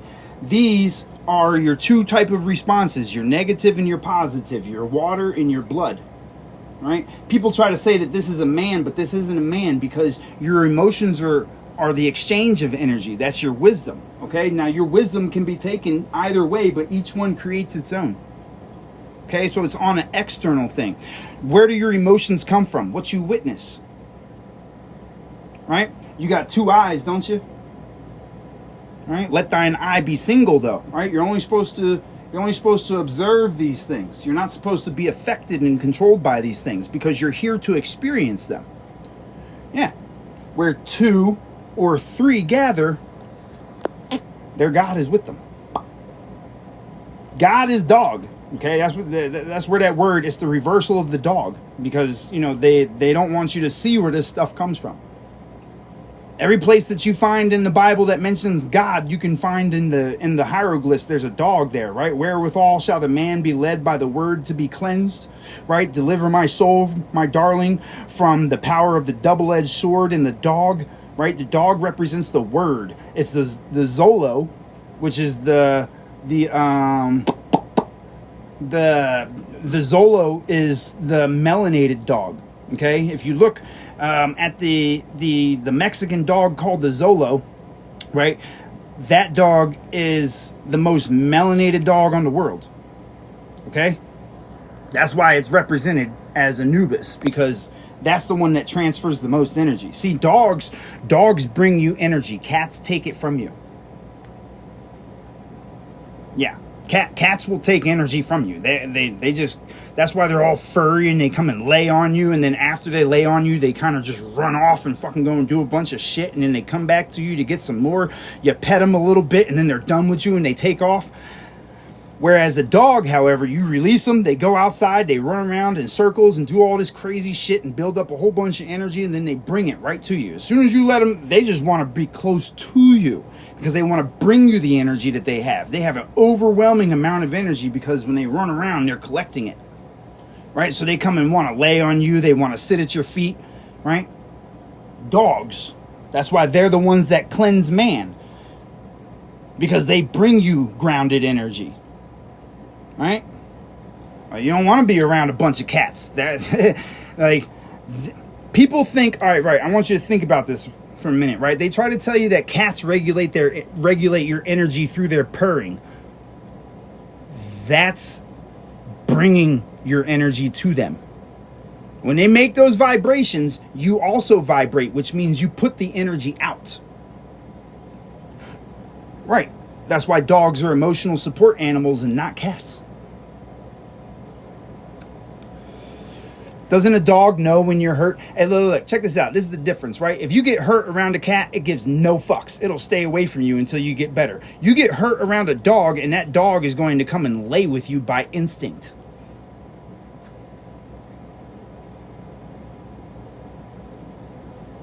Think about that.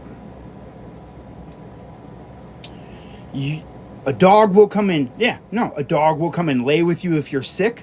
A dog will fucking come and stay by your side when you're like, think about it. When somebody passes away, a cat will come and eat you. If you pass away and a cat's present, they'll come and eat you. A dog, however, will come and lay with you and stay with you until you're taken away from it, because it's sitting there trying to bring you energy naturally. It's a sad thing when a dog loses an owner, because they don't know how to reform that energy. It takes them a very long time to adjust to that. You could take a cat from somebody, throw it in somebody else's house, and all they got to do is feed it, and it's good to go. You can't do that with a dog. Dogs take a long time to adjust because they reflect your energy. Why do you think people look so much like their dogs? Or let me rephrase that. Why do you think dogs look so much like you? Because they adjust to your energy. All right? Think about it for a moment. It's things that people ignore about nature. Yeah, birds are the same way. Yeah, if you get hurt, your dog is more concerned about you than itself. It'll die to try to protect you if you lose your energy. It sits there trying to restore your energy. Why do you think a dog that knows where its owner is buried will go to that spot? They're drawn to your energy. They're drawn to your lack of energy, and they want to restore that and bring you back.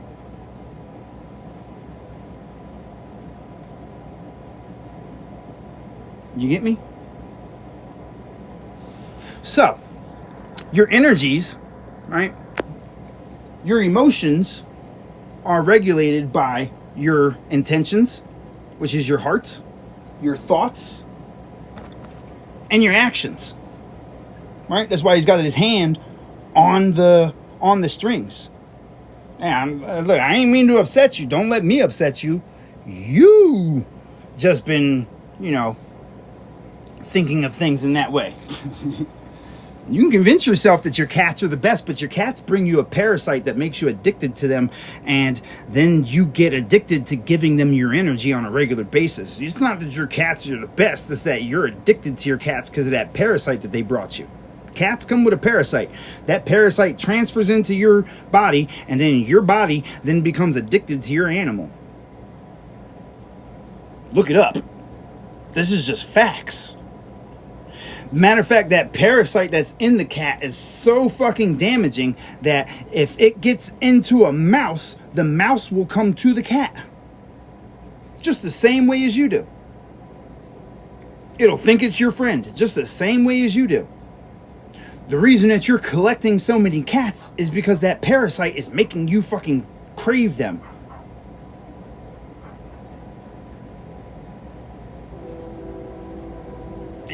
I don't have to make this stuff up. You can just go Google it. You have to, if you do a parasite cleanse right now, you'll be sick of those fucking animals real quick. You're sitting around with a bunch of feces in your house. You're sitting around with a bunch of large amounts of ammonia in your house. Then on top of that, you got all these creatures that just do whatever they want, and they come and steal your energy and go and run off.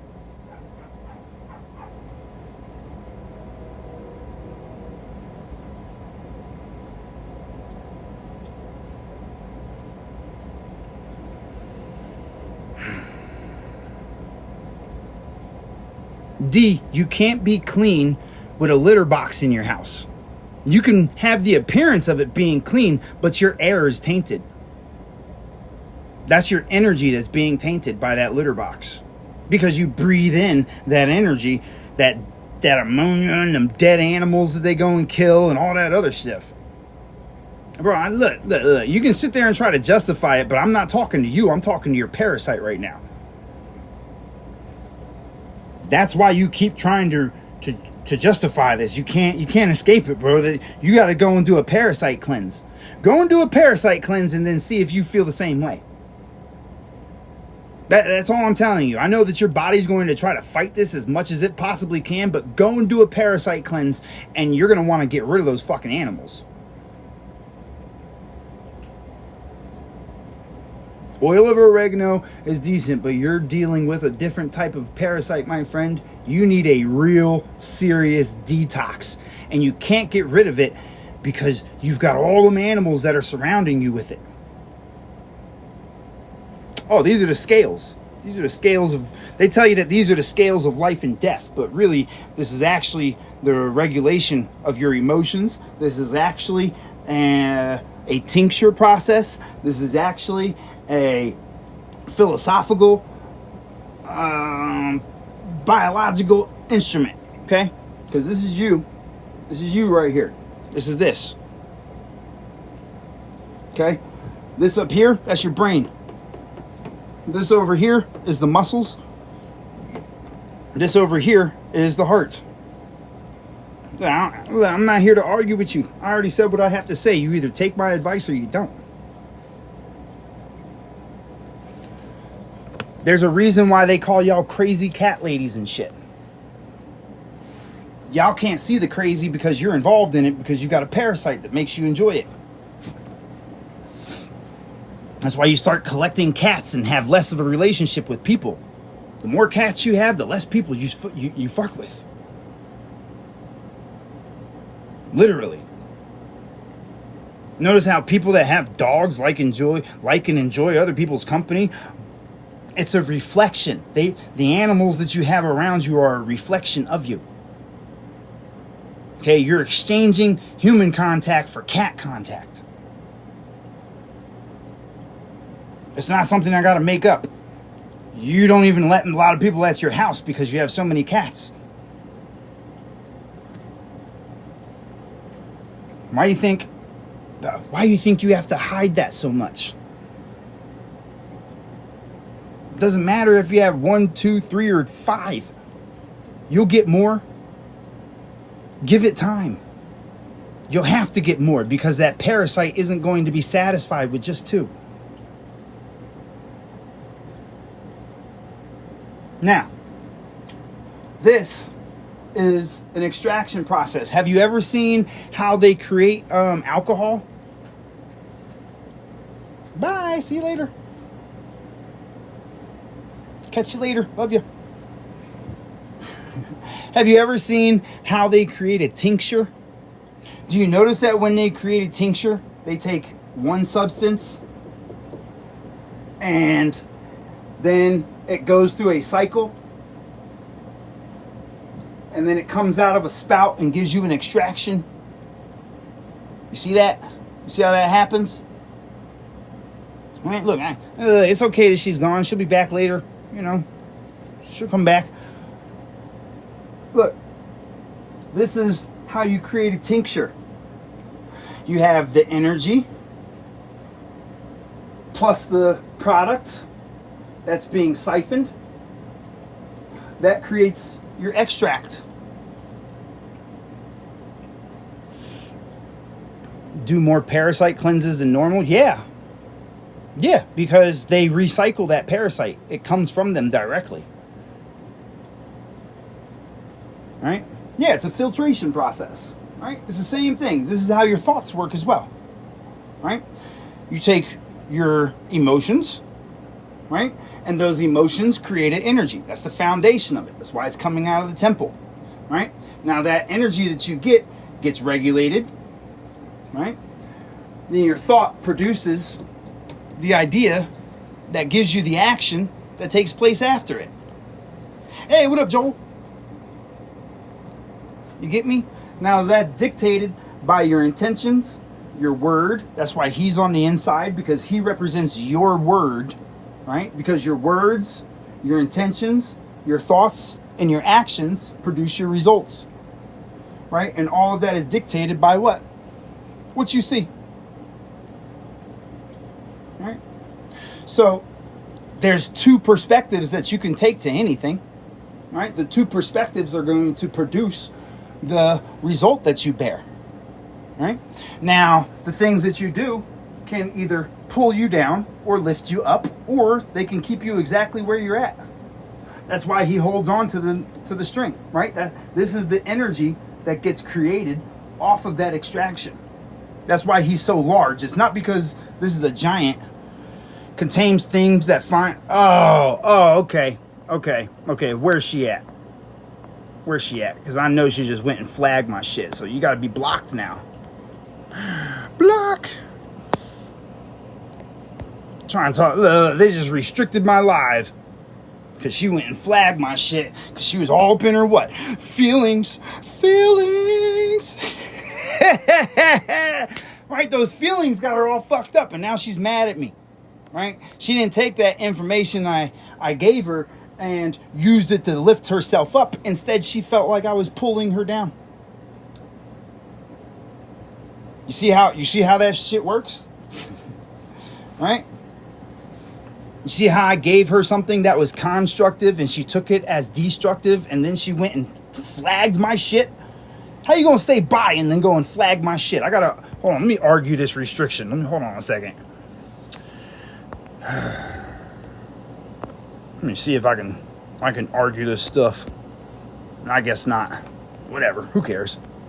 There's enough people in here. I don't really give a shit. So look. Right? So this is something that, you know, people miss on this stuff, right? You see how? I want you to see this, right? You see how it starts over here with the emotions? You see how they're the foundation of everything?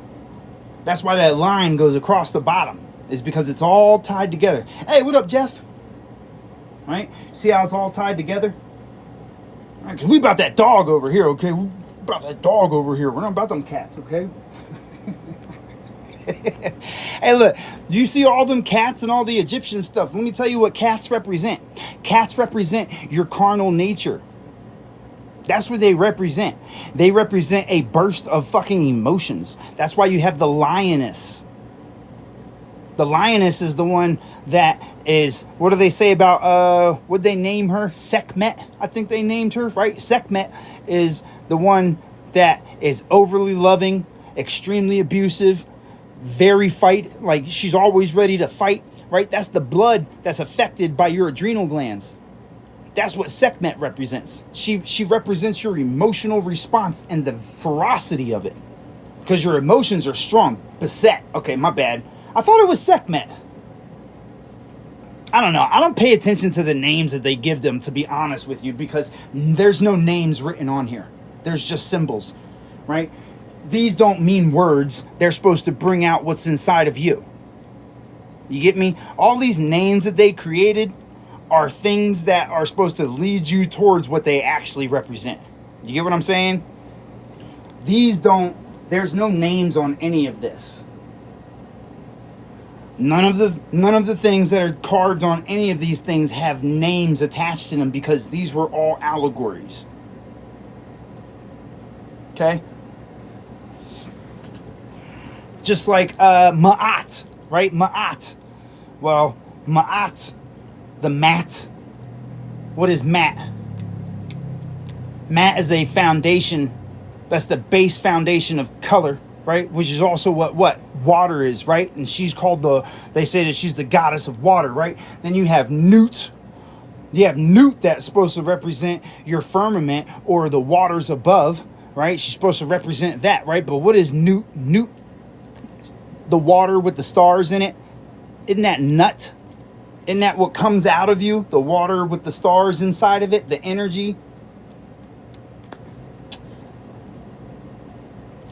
These names are just clues. I just don't like the names, and I don't care for the names because I don't need the names, because it makes you restrict what you can learn from these things. There's nothing written on here for a reason.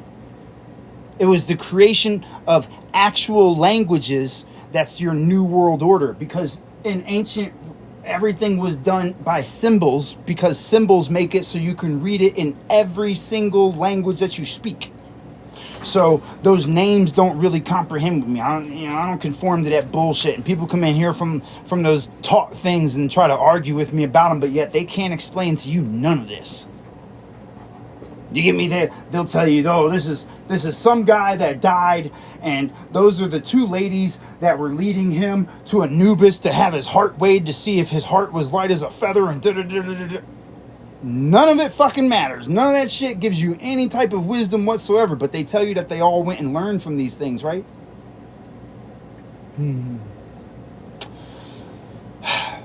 The problem is you're getting the reflection of the heart of the people that were learning it. You're not getting the truth. Because as I explained to you before, these bring out the intentions of the person that views them. That is what creates the message that they give. This is why you can bring these to one person and they'll see complete destruction and gods and demons, where you can bring it to somebody like me and I'll show you where all of this is positive. You get me?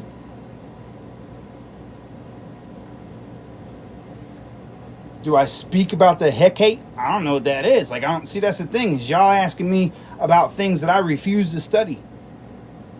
I stay away from all the religious stuff. I stay away from all the ideology that has to do with any of these ancient texts, because I can literally just go to the ancient texts and have them tell me enough. Everything that you're getting that's written in words is a translation of this. And what is it? What do they tell you about translations? Translations will be done by unrighteous dealings and injuries and riches that were got by deceit. Right? So why would I go off of any interpretations when I can literally just go to this? Which would you rather take? Somebody's interpretation of this, or me show you how to read this so that you can go and find out what message is there for you? Right? And it's not like I have to teach you some mystical shit to understand this. All I have to do is teach you how to look at nature. Once you understand nature, you understand the nature of these arts. Okay? Bro, look, Edna. I don't know why y'all so worried about this Kundalini stuff. All that is the regulation of your energies. That's literally all that it is. It's making it so that your energies regulate properly for you to be able to have full control of your mind. That's all that it is. It's not some magic mystical thing that they make up. It's not all this energy stuff that they talk about. Like, they give you all this stuff, but all that stuff still teaches you negativity. That's why I avoid things like that. Because what do you have to believe in order to believe in ideas like Kundalini and shit? You have to believe in low frequency, high frequency. You have to believe in negatives and positives. And those are results of nature. They're not nature. You get me? It's all these things that they give you, but by believing in those systems and things, what you're actually telling yourself is things like there's negative results for stuff, that there's bad things that are happening. Tell me what's bad, right? Tell me what's good and bad. You say, all right, look, right, I'm going to give you some examples of some things, and it's going to be hard for you to swallow because you've been taught that they were bad, right? Now, I'm going to teach you something completely different. When you see the stories about these dudes that are over across seas that are marrying young girls and stuff like that, right? You see these stories about people over in China that are eating cats and dogs. You see these stories about all these things that you deem to be horrific, right? And, you know, they might seem horrific because, you know, in your heart you feel like that's incorrect, and you are correct by going by what you feel in your heart. But this is the thing. If you had grown up in those same areas, you would have the same ideology and you would have the same principles that they have, and then you would be looking at me like I'm bad for having a dog as a pet. Meanwhile, somebody in China would eat that same dog. Meanwhile, you eat a bunch of beef every day, but people in India they worship the cow, right? So you're eating somebody else's sacred animal no matter which thing you eat. You're also motherfucking performing acts that these people wouldn't perform, right? So you've been given perspectives, right? The thing is that you have to get beyond those perspectives that you were given and start listening to yourself. So you can say that these things are bad, but if you notice out in nature, right, you'll see in nature that when a dog is born, right, by the time that female comes into heat for her first heat, if she's around a male, he's going to go and tag it, right? Even though it's not developed enough to do it, even though it's not old enough by people's normal perception of it. And what'll happen? That dog will still get pregnant. That dog will still produce a litter, right? It might stunt the dog's growth in the end, but look, things happen in nature, right? And the same things that happen in nature happen all around you. Now, I'm not saying that that makes one thing better than the other. I'm not saying that that makes something good or bad. What I'm saying is that ignoring nature is going to make it so that you have a hard time understanding why people do the things that they do, right? And then once you've decided that something that somebody's done is bad according to nature, that's your perspective that you're putting on it, which only hurts you yourself. It doesn't hurt them. You get me? Now, we know in our society, we know that, you know, a girl isn't quite developed and stuff, so you got to let them get older, and you shouldn't do this and you shouldn't do that at certain ages and stuff like that. We believe that here, but if you go across seas, they'll tell you, nope, that's incorrect. As soon as she bleeds, she's good to go, and da-da-da-da-da. That's what they were taught. You feel me? Does it make them bad for what they're doing? No, that makes them having learned something different. It's not an easy thing to swallow, right? But you can't judge them for what they were raised believing. Who are you to judge them?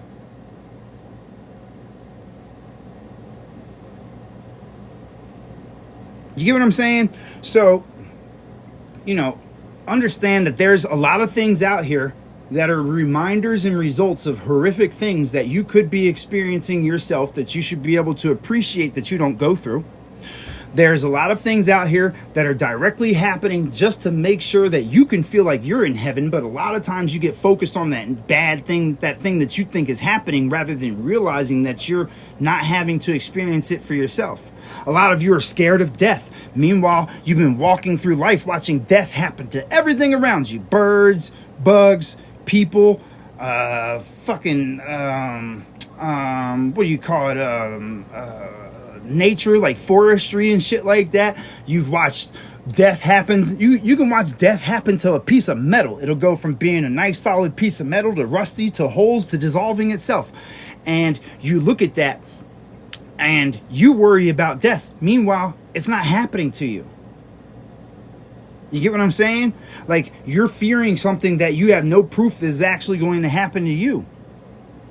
But you have ideas and examples of the fact that it could be at any point in time. Why? Because you need to be reminded to enjoy the fact that you exist. See, these are all lessons and reminders that are left by the Creator. Everybody looks at it like it's all this horrific shit, but instead of enjoying the fact that it's not happening to you, you focus on that thing happening to somebody else. And yes, you should have empathy for somebody that is going through something that's strenuous, but you should also be happy and fulfilled in the fact that you don't have to experience that fully. Right? You get to experience slight variances of it so that you remind yourself constantly that that's not something that you want to physically experience. But if you ignore these things and pretend like it's nothing and like it's something that isn't going to affect you, you're going to experience it physically. Oh, we're always in the right place at the right time. Haven't you seen that by the live? Haven't you seen the people that have popped up to verify the things that I'm saying as I'm saying them to you just like the whole time? You're always where you're supposed to be. You can decide that you're off your path, but you can't prove it. If you were off your path, you wouldn't be where you're at in the first place. See, we've been given this vision of what this is supposed to mean and what this is supposed to be, and all of that takes you away from nature.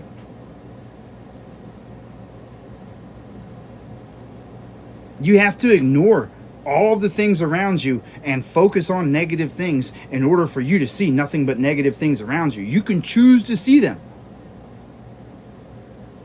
You get me? You can choose to see everything negative. A lot of people get stuck in all this negative shit and they carry that around with them and they bring that into their current lives and they fucking fuel that every single day. They allow their mind to convince them that this bad and this is bad and this is bad and this is bad, and they live in that world. They torture themselves. It's torturous. You know, it's like they're punishing themselves for not knowing the solution to get away from it or how to view it in order to not see it. Like, there's lessons to be learned in everything. You can ignore the lessons and focus on something being bad and get lost in this idea of things being bad. And that'll drive you fucking crazy because it'll never go away. Why? Because you're programming it into your system as the thing that you want to experience. This is what people don't realize, is that you really program this experience to reflect the ways that you feel about things, because you're here to experience the one thing, and that one thing that you can experience is feeling. right? But you can get absorbed by those feelings. You can get lost in those feelings, right?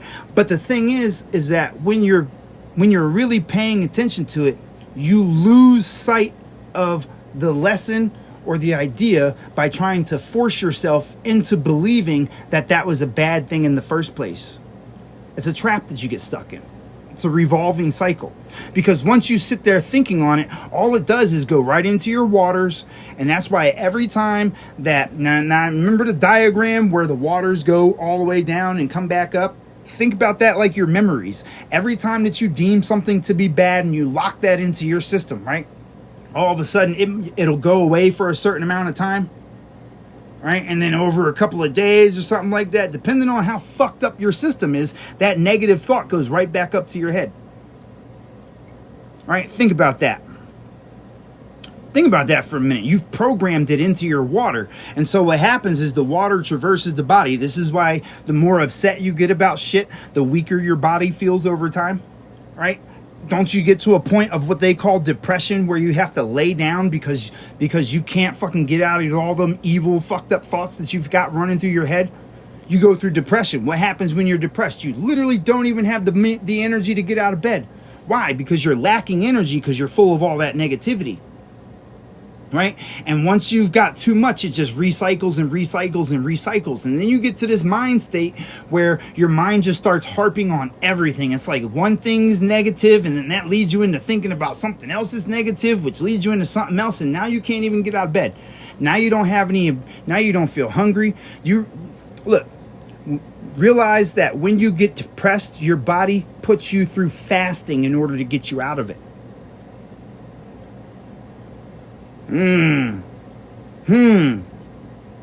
Think about that for a moment, right? When you get depressed, your body stops telling you that you're hungry, right? You lose your appetite completely, and then you lay down and you stay still and you fast from everything. You're not thirsty, you're not hungry, you don't want to do nothing, you just stay still. Because your body's, your body's trying to protect you. Same thing as when you consume too much poisonous stuff. Your body gets sick. What's the first thing that happens when you start to get sick? Your appetite disappears. Then you go and then you're thirsty all the fucking time. What do people do that are really sick? They sit around drinking the whole entire time with no hunger. Your body's fasting itself to try to fucking save your ass. Most people don't catch on to these things. A lot of people will try to eat when they're sick. They'll try to force themselves to eat even though their body's sitting there telling them, nah, stop fucking taking that shit. Yeah, exactly. We were just talking about that earlier. Look what they just said. When I get sick, my skin breaks out and my legs, elbows, and knees hurt. What did we just talk about earlier? Didn't we just talk about how when you don't have the ability to regulate your emotions, you start breaking out? Weren't we just talking about that like a fucking hour ago? Remember that whole conversation that we were talking about magnetism and pimples and the energy that was transferring? Notice how she said her body starts to break out when she gets sick? You see, I keep telling you, all these things play into each other. Right? All these things play into each other. Because they don't know how to regulate that energy. That energy doesn't have the... See, the reason that your body breaks out is because there's energy that's within you that can't be regulated properly. Want to see the funny part about it? Hold on, let me show you something. Hold on, wait. Hold on, let's go back to this real quick. Let's go back to that chart of the waters real quick. Look. Bank. Let me show you something. Where is it? All right, let's go back to that chart. Isn't that the shape of your pimples right there? Bink, bink. Isn't this what happens to your skin when you're breaking out? You get this or this. Sometimes you get a combination of both. Those are your rashes.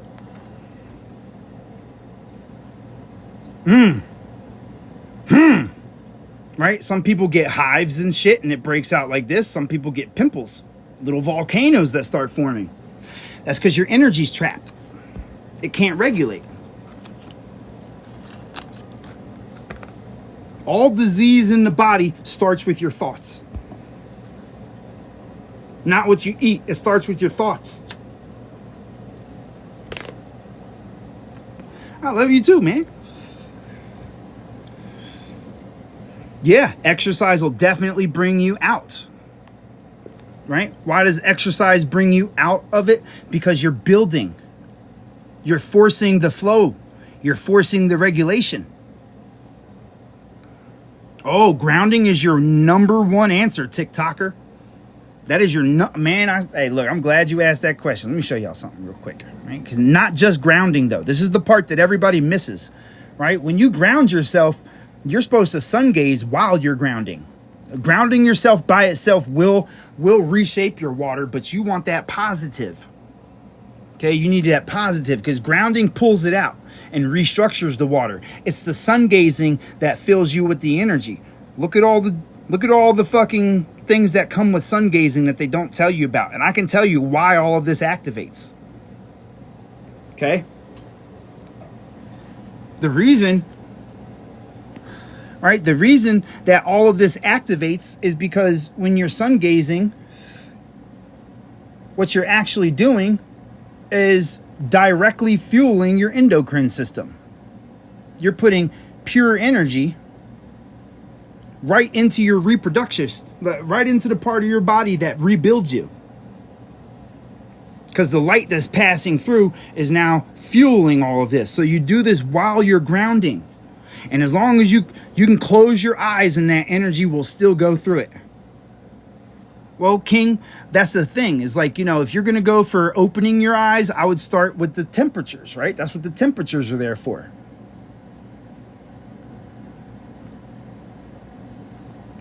Where is it at? Right here, right? Look, notice how in the morning you see that red glow first, and then it starts to get brighter until you get to those higher temperatures. You see that? So what's that tell you? The best time to start, if you want to start with your eyes open, is sunrise and sunset. Now, don't force yourself. If you start with your eyes closed, it doesn't matter what time of day it is, you're going to see this red glow. You get me? That's the lowest amount. You got to think of it. You got to think of it like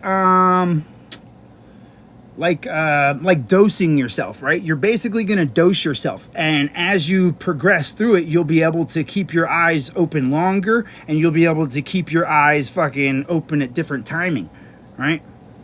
You sit there with your eyes closed during sunrise for like a month, right? Then switch it to opening your eyes during sunrise. You're not going to be able to open them for a long period of time. If you start to cry, you know that you've done too much, right? Your eyes will start to hurt when you've reached that point. Don't ignore that and try to force it. Now, one thing that I've realized is that it's easier. You can look through one eye longer when you have one eye open. Let thine eye be single, so thy body be full of light. When you're looking through your eyes, if you open one eye at a time, you'll find that you can keep them open longer when you're starting this off than if you open both of them. Both is too much exposure. All right? So you got to break it in little by little over time. Okay? Because when you do that, you're basically directly fueling all of the part of your system that restores the elasticity, cleanses yourself, and cleanses your hormones. This is reverse aging. ATP. Your ATP is what gives you the elasticity in your skin and makes you look young again. Okay? So you'll notice that, you'll start to lose wrinkles. You'll start to your skin will start to get tighter. Your mood will get better because you're now fueling your melatonin and your serotonin and your dopamine, and all of it is free energy, right? This is free energy that you get. And the more that you sun gaze, the less you're going to be hungry. If you ever noticed, you don't get hungry all throughout the day. You get hungry when you first get up when the sun's up, then you get hungry around noontime, and then you get hungry when the sun's starting to go back down. That's your body telling you it wants sunlight. That's what it's telling you. Because if you fuel it with sunlight, your body runs off of energy. You're consuming things that are physical, trying to get energy out of things that are physical. But if you consume something physical, isn't it gonna cost you energy to digest it? Right? You cannot have peace. You cannot have peace of mind without grounding yourself in sun gazing. Because if you don't ground yourself in sun gaze, all that you're doing is recycling all those negative thoughts. Because how does water get structured? How does water get structured in nature? It runs through the ground. Right? And that's restructuring it. If your head's full of fucking negative thoughts all the time, it's because you're always walking around with your shoes on. You're never going out and getting any sunlight. I tell people to go and get fucking sunlight all the time. They'll go and sit in the fucking sun with sunshades on or fucking a hat on or something and try to fucking avoid the sun the whole time. Oh, I let my body get some sun. Did you look at it? No. All right, well, you just wasted all your time. Like, people walk around with so much negativity built up in them. I'm like, yo, go ground yourself in fucking sun gaze, and they won't do it. I could tell them till I'm blue in the fucking face, and they'll look at me like I'm fucking stupid for even trying to talk it to them. Meanwhile, they're the ones experiencing negativity all the time. All they ever talk about is negativity and carry around with them is negativity because they refuse to do the very simple, natural way to cleanse themselves of it. It's like they want to be negative all the time. You get me? Because people are comfortable in that negativity. So you can't convince people to stop it because they don't want to, because that's what their foundation of who they are is reliant on. They don't want to make progress. Instead, they want to live in that so that they can convince themselves that there's everything that's going wrong around them when they could be having the greatest time in the world, but they just won't do the simple thing to do it.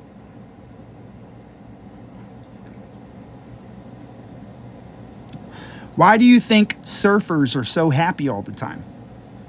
Aren't they the nicest fucking people in the world? Think about it. The nicest people in the world, the hippies and shit like that. What's the one thing that hippies and surfers have in common? They're always barefoot. They're always in the sun.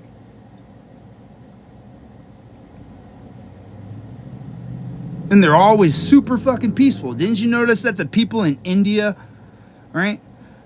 Most of the people that are walking around in India right now, right? All the shamans and everything like that. Do you see them wearing shoes? Nope. When you look at all the old statues of all the peaceful people like the Buddha and shit like that, were they wearing shoes? Nope. What are they doing? They're sitting there in fucking nature, face forward towards the sun, meditating and shit, regulating their shit regularly. You can't convince somebody to do that these days. Most people fucking fight and argue with me about it. But, you know, that's why I try to avoid those people, because they want to be negative all the time and they wonder why they can't get rid of their negativity. It's because they don't fucking do the very, very simple thing to change it. They don't realize that they're addicted to it, and that's why they won't let go of it. They're scared of like a lot of people are scared of allowing their negativities to dissolve, because once your negativity is dissolved, then you have to change your whole life. Right? Then you have to force yourself to be negative again, and that makes it so that you can't utilize that as a tool. Yeah, everybody's gravitating towards the beach. Bro, think about it. When you were a baby, right? When you were a little kid, your parents had to yell at you not to stare at the sun. When you were a little kid, your parents had to yell at you to put shoes on. See, naturally, you already know these things. It's inherent in nature because it's your magnetism that's attracted to the energy. You have to be forced to go against these things. When you were a little kid, they had to force you to eat.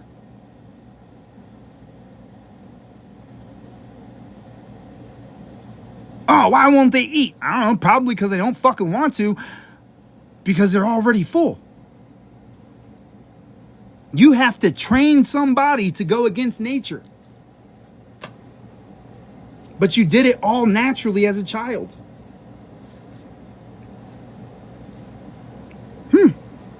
Nobody pays attention to these little details.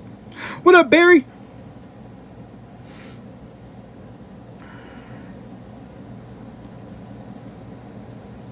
Yeah, newborns fucking hate shoes, bro. You gotta fight them just to put it on because they know better. They know better because they're just naturally like that. There's the natural fucking peace that they have. You get me? I stayed in construction my whole life because I like to be out in the fucking sun. And I was grounded my whole entire life. I barely ate a meal a day because I was always fulfilled by the end of the day.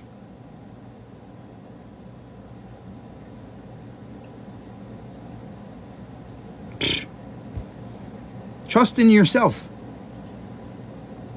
You eat because you're addicted to the idea of eating. I eat because I like flavors. That's why I eat stuff. Right? I don't worry about what everybody else worries about with food anymore. Right? Because I can command my body to control it how I want it to be controlled. Because I understand how this shit works. So I get different results. But you have to really accept yourself and who you are and how much you control this fucking avatar in order to be able to do these things. And a lot of people don't get to that point because they're still biting into all these ideas that have to deal with all this physical shit. What's the middle picture? That's your thought that's being given. Mm-hmm. That's all that it is. It's the thought that's being given. That's a part of everything, which is also the sun gazing, which is also the regulation of the energy. Okay? It's the breath of life. Right? Feminine, masculine. The masculine one is the physical, the fucking breath of it. The feminine one transfers it. That's why it sits on the shoulder and goes to the lap. Yeah, the universal mind, exactly. Has nothing to deal with paganism. Okay? Stress and cortisol, same deal, bro. What are you talking about? There's your answer.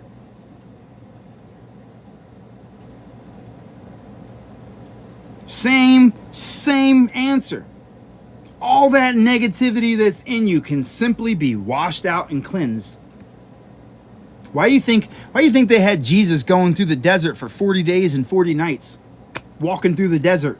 Why would it have to be the desert? Isn't that the place where you get the most sunlight? Right? And he was barefoot, right? So he was grounding himself and receiving sunlight for 40 days and 40 nights. And what happened? He popped back up with a halo. Oh, what's that halo? That's the representation of the energy that he'd been fucking absorbing the whole entire time.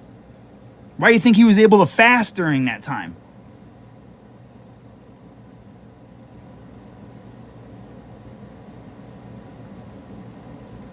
Think about it. Think about it. Your body recycles itself every 28 days. Your new DNA gets created with the instructions on how you want your body to operate. So if you spend 28 days out in the fucking sun grounding yourself every day, you're going to restructure your body to be what? Absorbent of energy. And then the next set of days after that is going to be teaching your body to store that new energy, which is going to teach it to cycle that new energy into your system. And now you have a whole new system. By the end of the second month, you've got your whole entire body illuminated with fucking light and energy and producing everything. All of this becomes a habit that it works on. See, right now, most of this is shut down for you. Right? This is why you age so quickly. This is why you get stuck in certain cycles and things of that nature. Is because you're completely shut off from this. Most of you wear sunglasses, hats, motherfucking shades, motherfucking sunblock lotion, fucking shoes on your feet all the time, fucking no touching of the grounding, no sunlight hitting your shit whatsoever. You've shut all of this system down inside of you. That's why you starve for food so much. Because you're going after food because your body is looking for another source to produce the energy from.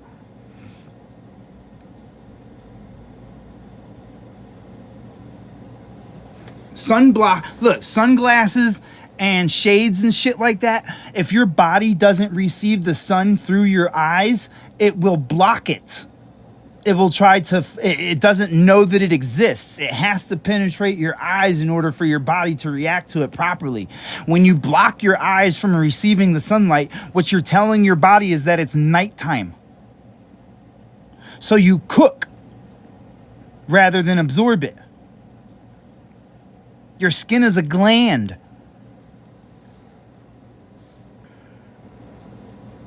Blind people can still receive sunlight. They know where it is. They don't see pitch black, they see energy. You can feel energy. You don't have to have your eyes to feel energy.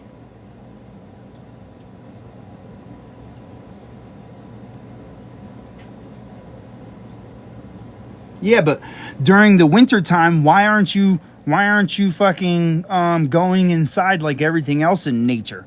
In nature, everything else hibernates and shit for the winter time, but you think that you're supposed to be out there doing stuff. You're supposed to relax. That's your time for your body to recoup. You're not different from the rest of the magnetism.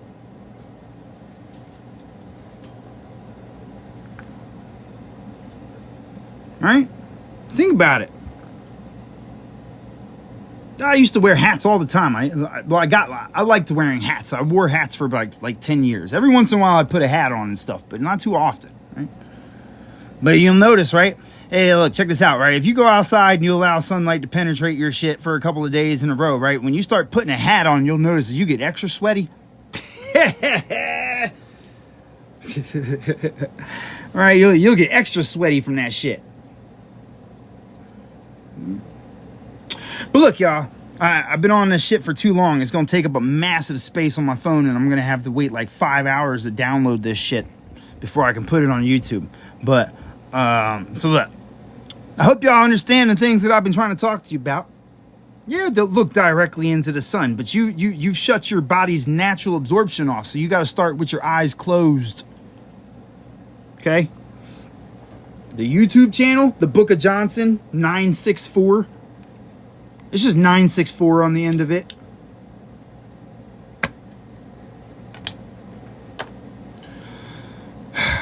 So I gotta hop up off of here.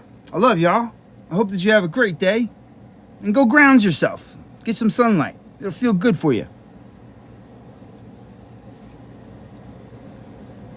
I'll catch y'all on the next round. Thanks for hanging out with me. Go hug a tree.